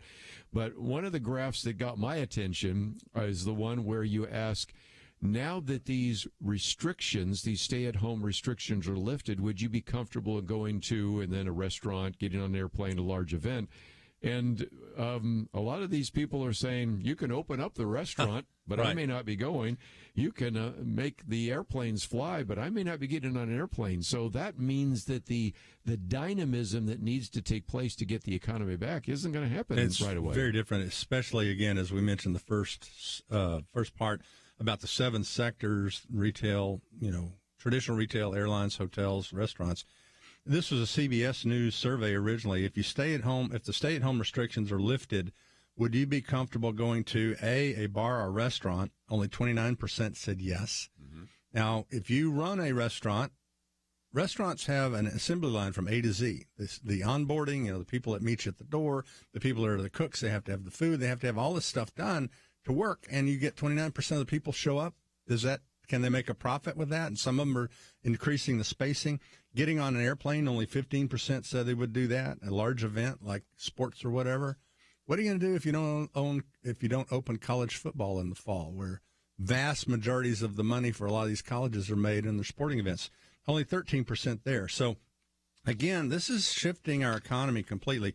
Joseph Sumter, one of the most famous quotes of an economist that I know of, coined a term called creative destruction. Mm-hmm. And, when Henry Ford invented the Model T, the buggy whip manufacturers went out of business, And that's what's happening here. With these 7 areas of the economy, again, bars, casinos, hotels, airlines, traditional retail, coffee shops, salons, etc., 20% of the workforce, they're going to have to come back in a different form, almost all of them, because airlines, for example, the TSA screenings are still down 90%, 90. How do you make a profit even if you're Chili's at DFW Airport? You can't make profits with these numbers. So it's going to be a radical shift. A lot of people are going to be disaffected. As the Alpine Micro guy said, about 20% of the workforce that works in these businesses, 33 million people, a lot of them are going to have to find new jobs. And I'm just not optimistic that most of those, and I'm not trying to be a doom and gloomer, obviously, because long term, I'm very optimistic we come through this. But again, I'm optimistic that my wife recovers from her stroke she's had. This is like an economic stroke. Those certain areas of the economy have been very badly damaged. They probably will not come back in their same form they are now. Other areas of the economy, like I said, are booming, and some are just doing fairly well. It's not exactly random, but certain select areas, almost like an economic stroke, I think are going to change and probably change permanently. Wow. One of the things you did talk about in terms of the idea of creative destruction is that one thing that seems to be doing very well, it's kind of like the Model T and the buggy manufacturers, is internet retail shopping, which was already growing at about 12 to 14%, as you talk about. This is now on page 4.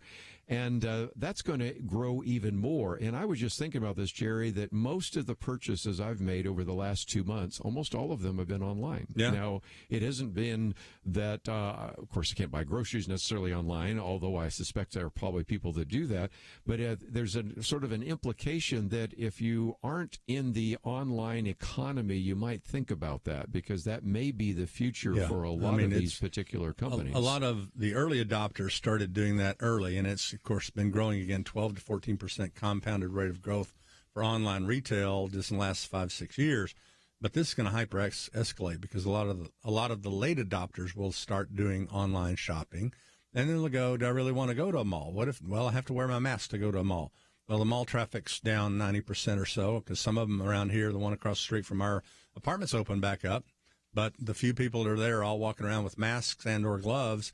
It's like, well, do you want to take the risk of going to a mall or a large open event? They've done studies, by the way, we mentioned in here, that so far no one has uncovered any case where outdoors people have gotten the illness. It's always indoors in closed places. And one of the reasons I think that we're going to be better off this summer is, of course, again, their half-life on the virus is it just virtually vaporizes in the sunlight. But what happens if there's a mutation later on? What happens when we get to the winter flu season, if you will? That's what I'm concerned about. So, Kirby, one of the things I talk about in this special report is the stock market. A lot of people have money tied up in the stock market. Let's get into the stock market. And by the way, if you don't mind, can I tell this? There you go. The chart there. We've talked about, we believe in absolute return investing, which means you kind of like the parable of talents. You can trade. You can go anywhere. You don't have to stay buy and hold in the market. Now, past performance is no guarantee of future results. And full disclosure, we underperformed the market last year pretty significantly. But I'm just looking at the latest chart from last Friday. The model that I'm primarily running actually was positive 23% since the first of the year, when the Dow was down about 15. So that's about a 40%, almost a 40% spread over buy and hold in the market. Now, if you want to know how that's possible, this is not suitable for all people. Our minimum account size typically starts at 100-ish, so it's more advanced people. Then you'll just need to call our office to get more info on that. But again, it's possible to make money even in a down a down market. Yeah, I've seen you do that. Market crashes. I've seen you predict 3 of the 4 major downturns. Yeah. And so it's a different way of investing than most people have been taught, because all they've been taught is traditional buy and hold. But we don't believe you have to ride every storm out. And if I got time for a brief analogy, I use this a lot with clients and other people. I say, let's assume that you're taking a cruise. You've ever been on a cruise, right? Sure. You and your wife. You're out on the deck and the wind's blowing and you're getting the surf in your hair and I'm enjoying the sunlight. The captain gets on the loudspeaker and says, well, good news and bad news, folks. Let me start with the bad news. The bad news is there's a Class 5 hurricane headed our way. The good news is hurricanes always blow over in the long run. So we're just going to go right into the storm and just hope for the best. No, wait a minute. Yeah, that's called presuming the future, which Larry Burkett, one of my mentors, talked about in the book of James. It talks about don't assume you're going to go into such and such city and buy or sell, but is the Lord will. So I don't adopt the buy and hold, assume the future way of investing. The diversification is taught in Ecclesiastes 11, divide your assets into 7, yes, 8. If you do not know what disaster might befall land or which will do better this or that. But there is a different way from buy and hold, and if you want more information on that, you just need to call our office. It's okay, I can give you the 800 number is 800-327-4285, 800-327-4285. And be sure you get our special report. I put a lot of work in. I told Rob out there, I said I've probably thrown away 2 literally 15-gallon kitchen baskets, trash bins full of research just to get down to this part here. That's a distillation of what was left over. So anyway. And we've been talking about the stock market. We'll come back and get into a little more of that. But you also have some thoughts about China. Yes. And emerging markets and a number of things there, some potential problems and a variety of other issues. And already we've given you some suggestions. One of those is that the growth sector certainly seems to be with online retail and those kinds of things. And I've noticed more and more of these stores that say, well, I'll have a brick and mortar store, but that's just so that I have a permanence in the community, but I'll probably sell more online than I ever will in the store because I have a larger market. So we'll come back and give you some more suggestions, but let me also give you a chance to ask a question or two. We'll open up the phones. That number is 800-351-1212, 1-800-351-1212. And if you find yourself saying, okay, I'd like to read this report, it is available. Go to pointofview.net, and there's a section there that says free Cornerstone report. And just fill out the information, hit submit, and then you'll have access to that. And this is just going to be a great way for you to benefit from the incredible amount of research, which then was distilled down to 19 pages with lots of graphs and charts and other materials. When we come back, we'll talk about that, but maybe you have some questions.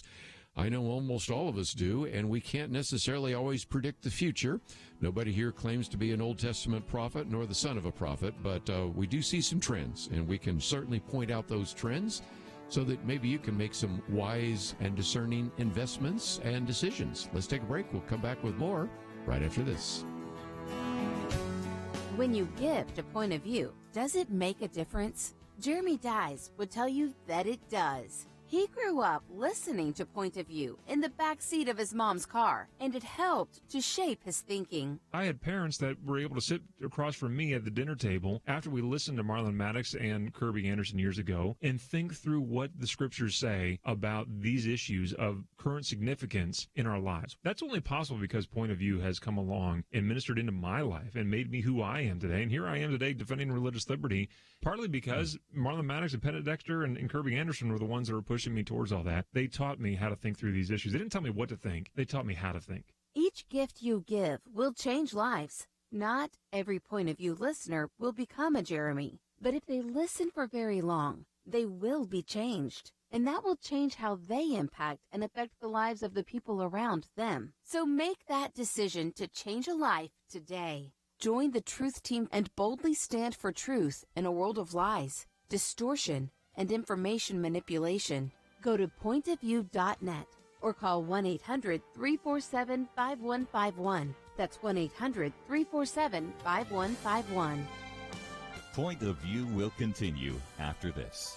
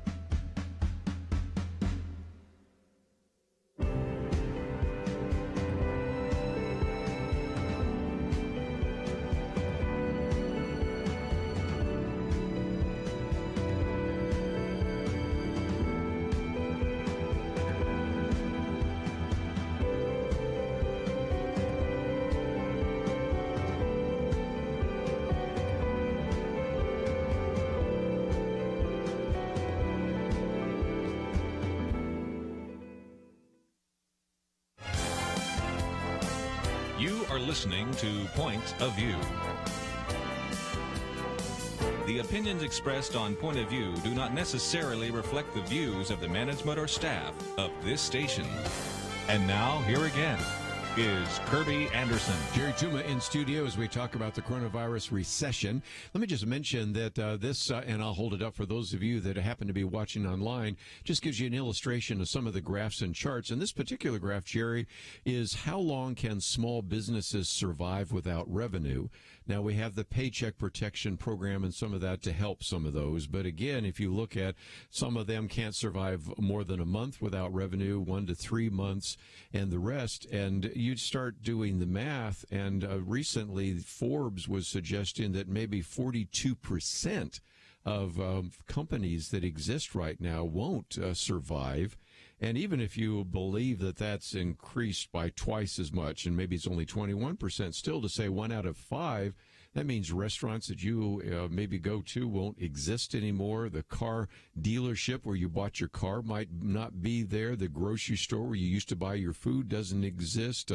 Maybe the dry cleaning establishment that you used to use for your clothes doesn't exist. So this has to turn around pretty quickly. And yet, even though people are looking for a V-shaped response, it's going to look more like a U shape or even like a Nike swoosh. Yeah. And I'm afraid some Nike just swoosh to me makes the most sense. Yes. You know, small businesses in America, according to the SBA, employ 59.9 million Americans, 47% of all employees. And they did a survey, Renmac did. How long can a small business survive without revenue? Less than a month, 21%. So a lot of those guys are probably already have been shut down or I've seen will restaurants shut down. closing down already. 1 to 3 months without revenue, 34%. So let's assume that shows the challenge, the credible dilemma that these state governors are in and the rest of the people. Because on the one hand, if you open it up too soon and the virus comes back, it'll be more devastating in the second round. On the other hand, you can't let the economy crash. You can't let these small businesses all go out of business. So it's an incredibly tough situation to be in.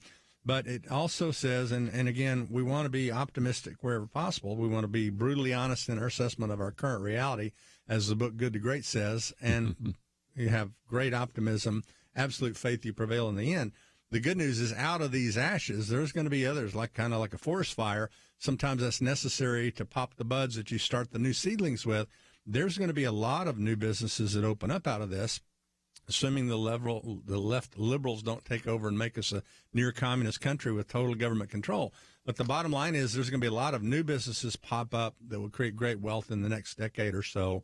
We just don't know which ones those are right now, but we do know that those 7 major industries, they're all going to have to change. Let's, if we can, talk about a couple of things that you also address. One is the Federal Reserve, and then we'll get into China, Europe, and emerging markets. But again, the Federal Reserve is creating money, but it isn't going into the system. So like you said, it's almost right now, but it could be, if I'm looking at your numbers on this page 5, could be up to $11 trillion. And when that starts moving through the economy, you have more money for the same number of goods and services, which means the dollars in your pocket or your wallet or your purse aren't as valuable tomorrow as they are today. But at the moment, you don't necessarily see inflation, but you do see it in the future, right? In the future, right. So for the next year or two, things are still slow. The savings rate's going up. People aren't going to be spending under like kind of normal conditions. So the Fed can pump money into the system right now, which they need not just in the United States, but also globally. A high percentage, we talk about the emerging market economies out there, and I know a lot of people have diversified buy and hold portfolios, and to me, emerging markets are one of the big problems. They've seen their import revenues crash because America and China are not buying their products at this point the way they were before. Their currencies have crashed. Some of them have gone down 15 to 25%. Most of them have underdeveloped, very young financial systems, so the bulk of the lending for many of those companies is dollar denominated. Well, Kirby, if your currency drops 25%, that means the value of your loan went up 25%. Yes, it does. And the interest payment goes up, and they're already paying 12% on the average loan in the emerging markets. So these economies, these smaller economies of the world, make up 15% of world growth. And for a lot of you listening to me right now, you have them in your portfolio, whether you realize it or not, in your stock portfolios, in your diversified accounts. So there's just a whole basket load of problem areas in the economy. On the one hand, I do believe that the stimulus from the government and the Fed, all this fiscal spending, the government budget deficit, probably going to have a $5 trillion bill out of this when it's all said and done. Not necessarily in 1 year, probably stacked over 2 years, maybe higher than that. All of it eventually, again, like I said, I believe leads us to rampant inflation down the road, or hyperinflation. As a matter of fact, Alan Greenspan, of course, has been running around the country talking about this for the last several years. That's what's coming in the next decade. Not necessarily this moment, not in the next year or two, but it makes things like gold attractive. It makes real estate attractive, land. Oil has had an incredible crash. There's a section in here on oil, the lack of new drilling that's coming about because the crash went so deep with oil. I think it makes oil one of the hyper investments of the next decade, probably. Cannot guarantee that, and I can't make blanket recommendations. Be careful because, again, everybody listening to me has a different set of financial circumstances. I'm just giving you some general guidelines. But essentially what I think is we got kind of, if you look at the shorter run, the stock market is acting like this is a V-shaped recovery for the economy. I see no chance that it's a V-shaped with all those industries that are going to be that badly affected. I think a swoosh shape, kind of like the Nike swoosh, makes sense. So we have a big bounce off the bottom and then a gradual uptrend. One of our favorite economic forecasting firms, the Bolio brothers over at ITR, there's a section in here on that I added since you read it, Kirby. As a matter of fact, you're looking at it right there in the conclusion. I see it. In the middle. And they talk about the fact that the biggest risk right now, again, is a mutation of the virus, which, if it comes back, especially like in the flu season, kicks their can down the road a little bit on. They're projecting economic growth in 2021 and then another downturn in 2022. They said essentially this could kick it down the road another 6 months or more. So bottom line is it's not the end of the world. It's not hopeless. Don't get depressed and, go slit your wrists on it or something like that. But it is the most severe recession that we've experienced since the 30s. And we don't even know where the unemployment numbers are going to go yet. I mean, it was at 14.9%, I think, unemployment recently, but the unemployment rate lags behind the initial jobless claims, which are now up to 36 million people. So it's going to be extremely deep. I don't think it's going to be real long. In other words, I don't believe in any way, shape, or form this lasts like a Great Depression kind of deal. It's probably over in a year and a half or 2 years, but that's a pretty significant amount of time. In the meantime, a lot of people are going to get displaced. They're going to have to get retooled to do new industries and really get involved in the industries that will be booming in the next decade, not what boomed in the last decade. Let me just mention that you have a couple pages on stocks, then one on bonds, one on gold, a couple pages on oil, which we talked about last time you were here, because a lot of people were predicting all sorts of great things happening with renewable resources, which are not actually quite accurate at all. Not quite ready to put it prime nicely. time. Yeah. Are you willing to take a phone call or two? Oh, yeah. Okay, let's go to KCTA in Texas. Roseanne, you're on with Jerry Tuma. Thank you for calling today. Well, thank you for taking my call. I had a quick question. I was yesterday picking my son up from school, and another one of the mothers was there talking about the situation, and she was so excited. She said, my husband and I ran down to the stockbroker, and we purchased a whole lot of stock. And I thought, now how do you do that? Now, what is something good to purchase right now? So I'm just wondering if you could offer any advice on that. And I'll go ahead and hang up if that's okay. And I might just mention off air, you can give some really good advice to individuals, but there's some general trends that we've talked about. And, right now with some of those stocks going so low, is that one of those buy low and sell high? Right now there are some benefits. And of course, you mentioned one last time you were on about oil. Now, there may be reasons why people might not, but if you kind of look long term, you can kind of see there's some good investments. Issue really is that even in the stock market. Everybody that's listening, all these regulations, everybody that's listening has a different age, risk tolerance, need for liquidity, you name it. So I can't give any kind of recommendation on the air. I can tell you from the standpoint of the stock market, the way I'm viewing this right now, right now we're on offense. We're at this point, the areas that I like personally, I can't, so don't take this as a blanket recommendation. The areas I like personally right now are primarily revolving around healthcare and also retail, internet retail and telecommunications, stuff like that. Yeah, that makes sense. And I think oil may have hit the bottom. So we're dabbling a little bit in the oil side on the stock market. That's kind of what we're doing with it. We tend to be very concentrated and, again, more astute investor type programs. And let me just mention, too, that if people want to talk to you off air, they can do Yes. so. And, of course, we have information about your websites. You can go there or go make a phone call. Because you said something just in passing, you may be invested in these emerging markets. And a lot of people say, look, I just have it on my IRA or my company has a 401k. I don't even know what's there. But some of your people would be willing to look at that and say, we can look at their portfolios. Again, our account minimum is $100,000, just so you know. But our strategy is not to lose money in the bear markets, and we cannot guarantee that. But right now, we're 20+% up on the year. So I know of all sorts of people right now results. that are buying stock because there are some really incredible buys But I think out the there. market's got a bounce for 9 months or so, but I'm concerned about a second down leg starting sometime next year. We'll talk about that more if we have time when we get back from the break. We do.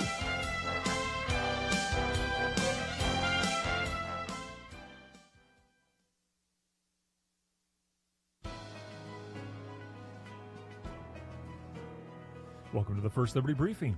I'm Jeremy Dice.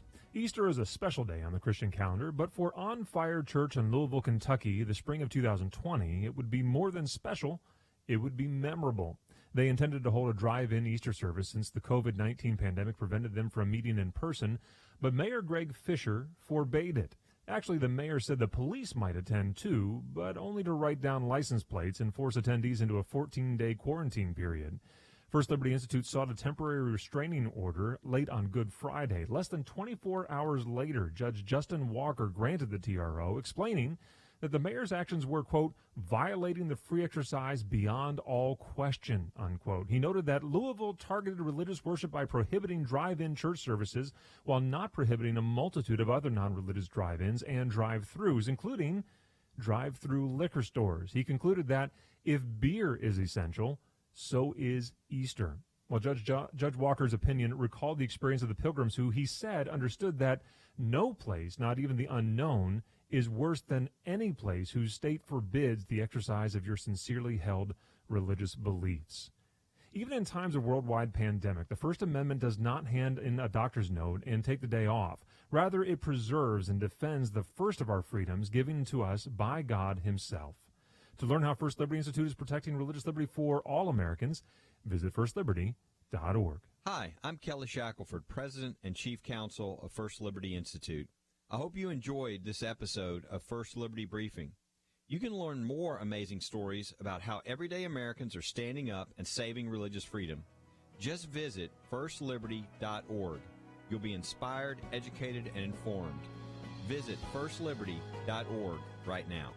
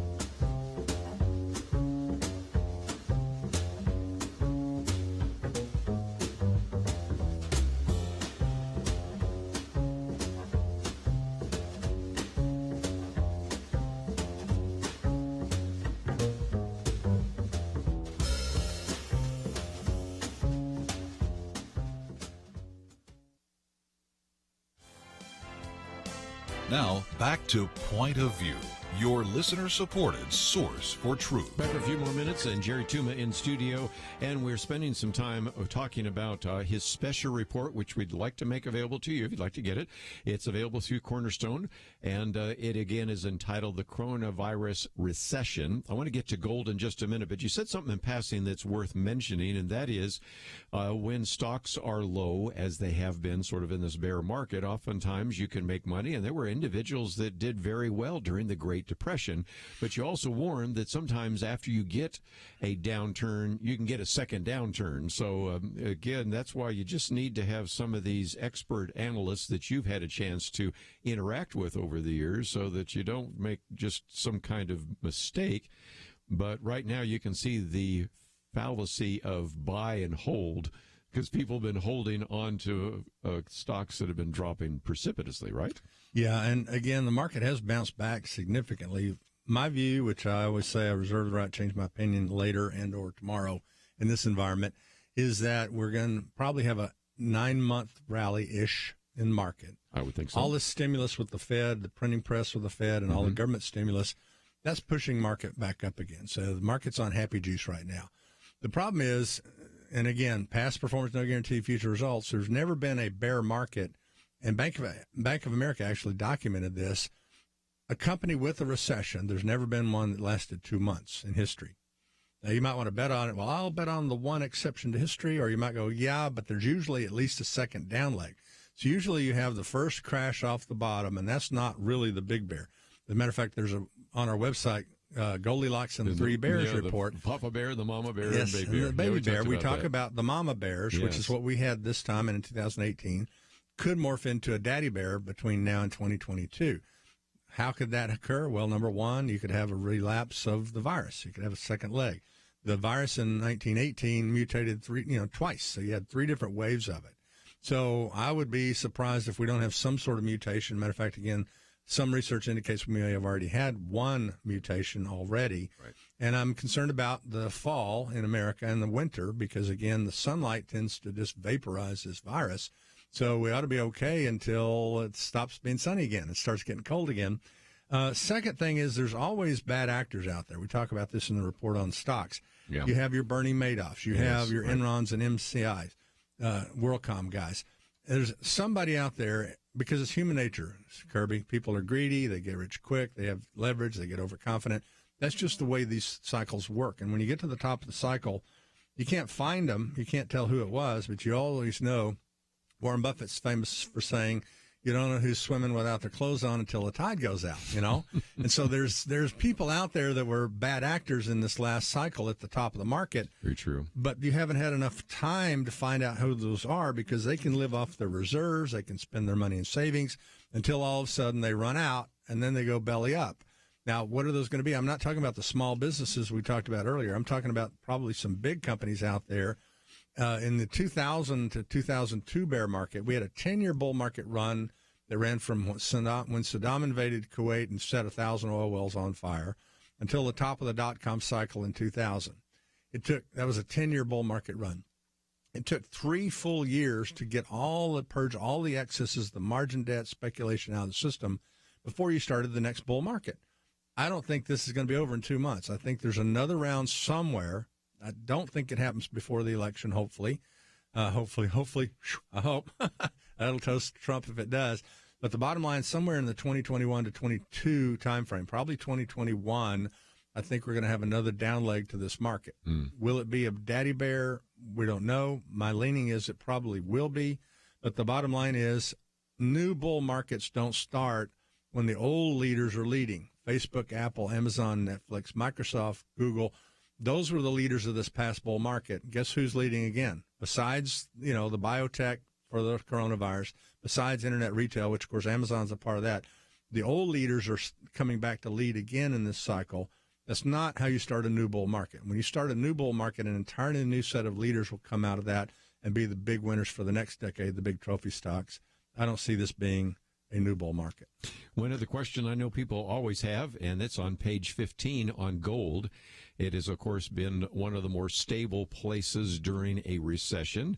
And given the fact that, as we just illustrated a minute ago, maybe inflation doesn't happen tomorrow, right? But maybe it happens in the future. And again, over the one of the decade. best hedges for inflation usually is gold. Is that fair? If you go back and look at the 1970s, last time we had hyperinflation, Jimmy Carter era, we had rising inflation for that whole decade. If you plotted the consumer price index right along beside the price of gold rate of change, they were mirror images of each other back in the 70s. So it is, in my view, the best pure inflation hedge. It doesn't produce income. There's no company, but it's a very scarce asset. It's always been money. As a matter of fact, Federal Reserves of the world are diversifying away from dollars. They're selling a lot of their dollars and going more into gold, especially India and China and these guys. Mm-hmm. And essentially, the old joke is that the U.S. dollar is the best-looking horse at the glue factory, So over time, the gold is real value, and it holds its value. And I think it's a great diversification at this point. Well, again, you have chapters and sections here, and I wouldn't call them chapters, but pages on everything from oil and gold, and certainly we've talked about stocks and bonds and those kinds of things. But just before we wind down, again, how can people use this? Because this report's 19 pages, and people might say, okay, I understand kind of you've looked at some of these very important issues, but if I'm trying to figure out what to do with my investments, again, you're really available off air Correct. to maybe try to answer some of that. Yeah. And if they don't necessarily say, well, I don't have that much money to invest, at the very least, they can get this report and start making some decisions on their own, can't they? And again, our minimum account size is $100,000, which normally means you need 200 or 300 in order to afford the minimum for our accounts. So it's a little more for sophisticated investors. But our number for information is 800-327-4285, 1-800-327-4285. But again, what I'm seeing is that this is something that is going to be with us for a while. We're not going to get this V-level response that we talked about a couple of months ago, which we sort of doubted anyway. We recognize that some of these businesses cannot survive without this revenue. We recognize that there's kind of creative destruction that you've talked about, and so there's going to be some real opportunities in terms of jobs and opportunities in terms of investments. So we just wanted to try to give the best quick summary. Even though we've covered this for an hour, it's still, there's more on this report than we've talked about, isn't there? Oh, by far. There's a ton of material. And again, the best thing to do is get it and read it. You know, I referred someone, one of my clients, who's just starting with us the other day, to the book of James. James chapter 1 talks about if we need wisdom, we need to ask God, but there's a couple of conditions. Number one is that we have faith that God will give us wisdom, however he chooses to do that. And then number two, we need to act on that wisdom. So our goal, Kirby, and our job in this special report is to provide collective information that is heavily distilled after really 40 years of experience in this business, mentored by Dr. James McKeever, the #1 investment newsletter writer of all time, who shared the speaking platform with Ronald Reagan and Alan Greenspan, same-size pictures, studied under disciple of Nobel Prize-winning economist Milton Friedman. Yeah. So all of that kind of stuff is all distilled down in here, and massive amount of research that went into it. I would just encourage people to get the special report, read it, send it on to their friends and relatives. Again, we have that information on our website, pointofview.net. Just scroll down.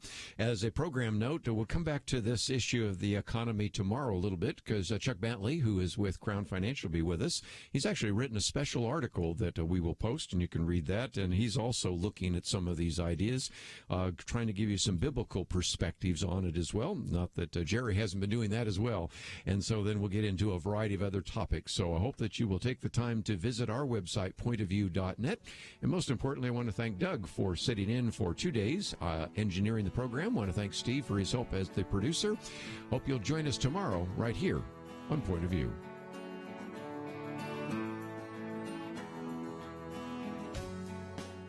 We live in a digital generation. Point of View is reaching this often overly plugged-in generation with truth. You can keep up with us 24 hours a day using your phone, your tablet, your laptop, or your desktop. Search for the Point of View Radio Talk Show on Facebook, where you can keep up with today's issues, learn about current and upcoming guests by liking us on Facebook. Also, follow us on Twitter. Our handle is @PointOfViewRTS. That stands for Point of View Radio Talk Show. Learn, interact, make a difference with Point of View using new media. And here's one way you can make a big difference. Help us increase our reach by spreading the word among your friends. Share a Facebook post. Tag us in a tweet. With enough joining us to plant seeds, we'll see a tremendous harvest. Come on, it only takes a minute. Search for Point of View Radio Talk Show on Facebook, @PointOfViewRTS on Twitter, and subscribe to the Point of View Radio Talk Show channel on YouTube. Learn, interact, share. The Point of View Radio Talk Show. Point of View is produced by Point of View Ministries.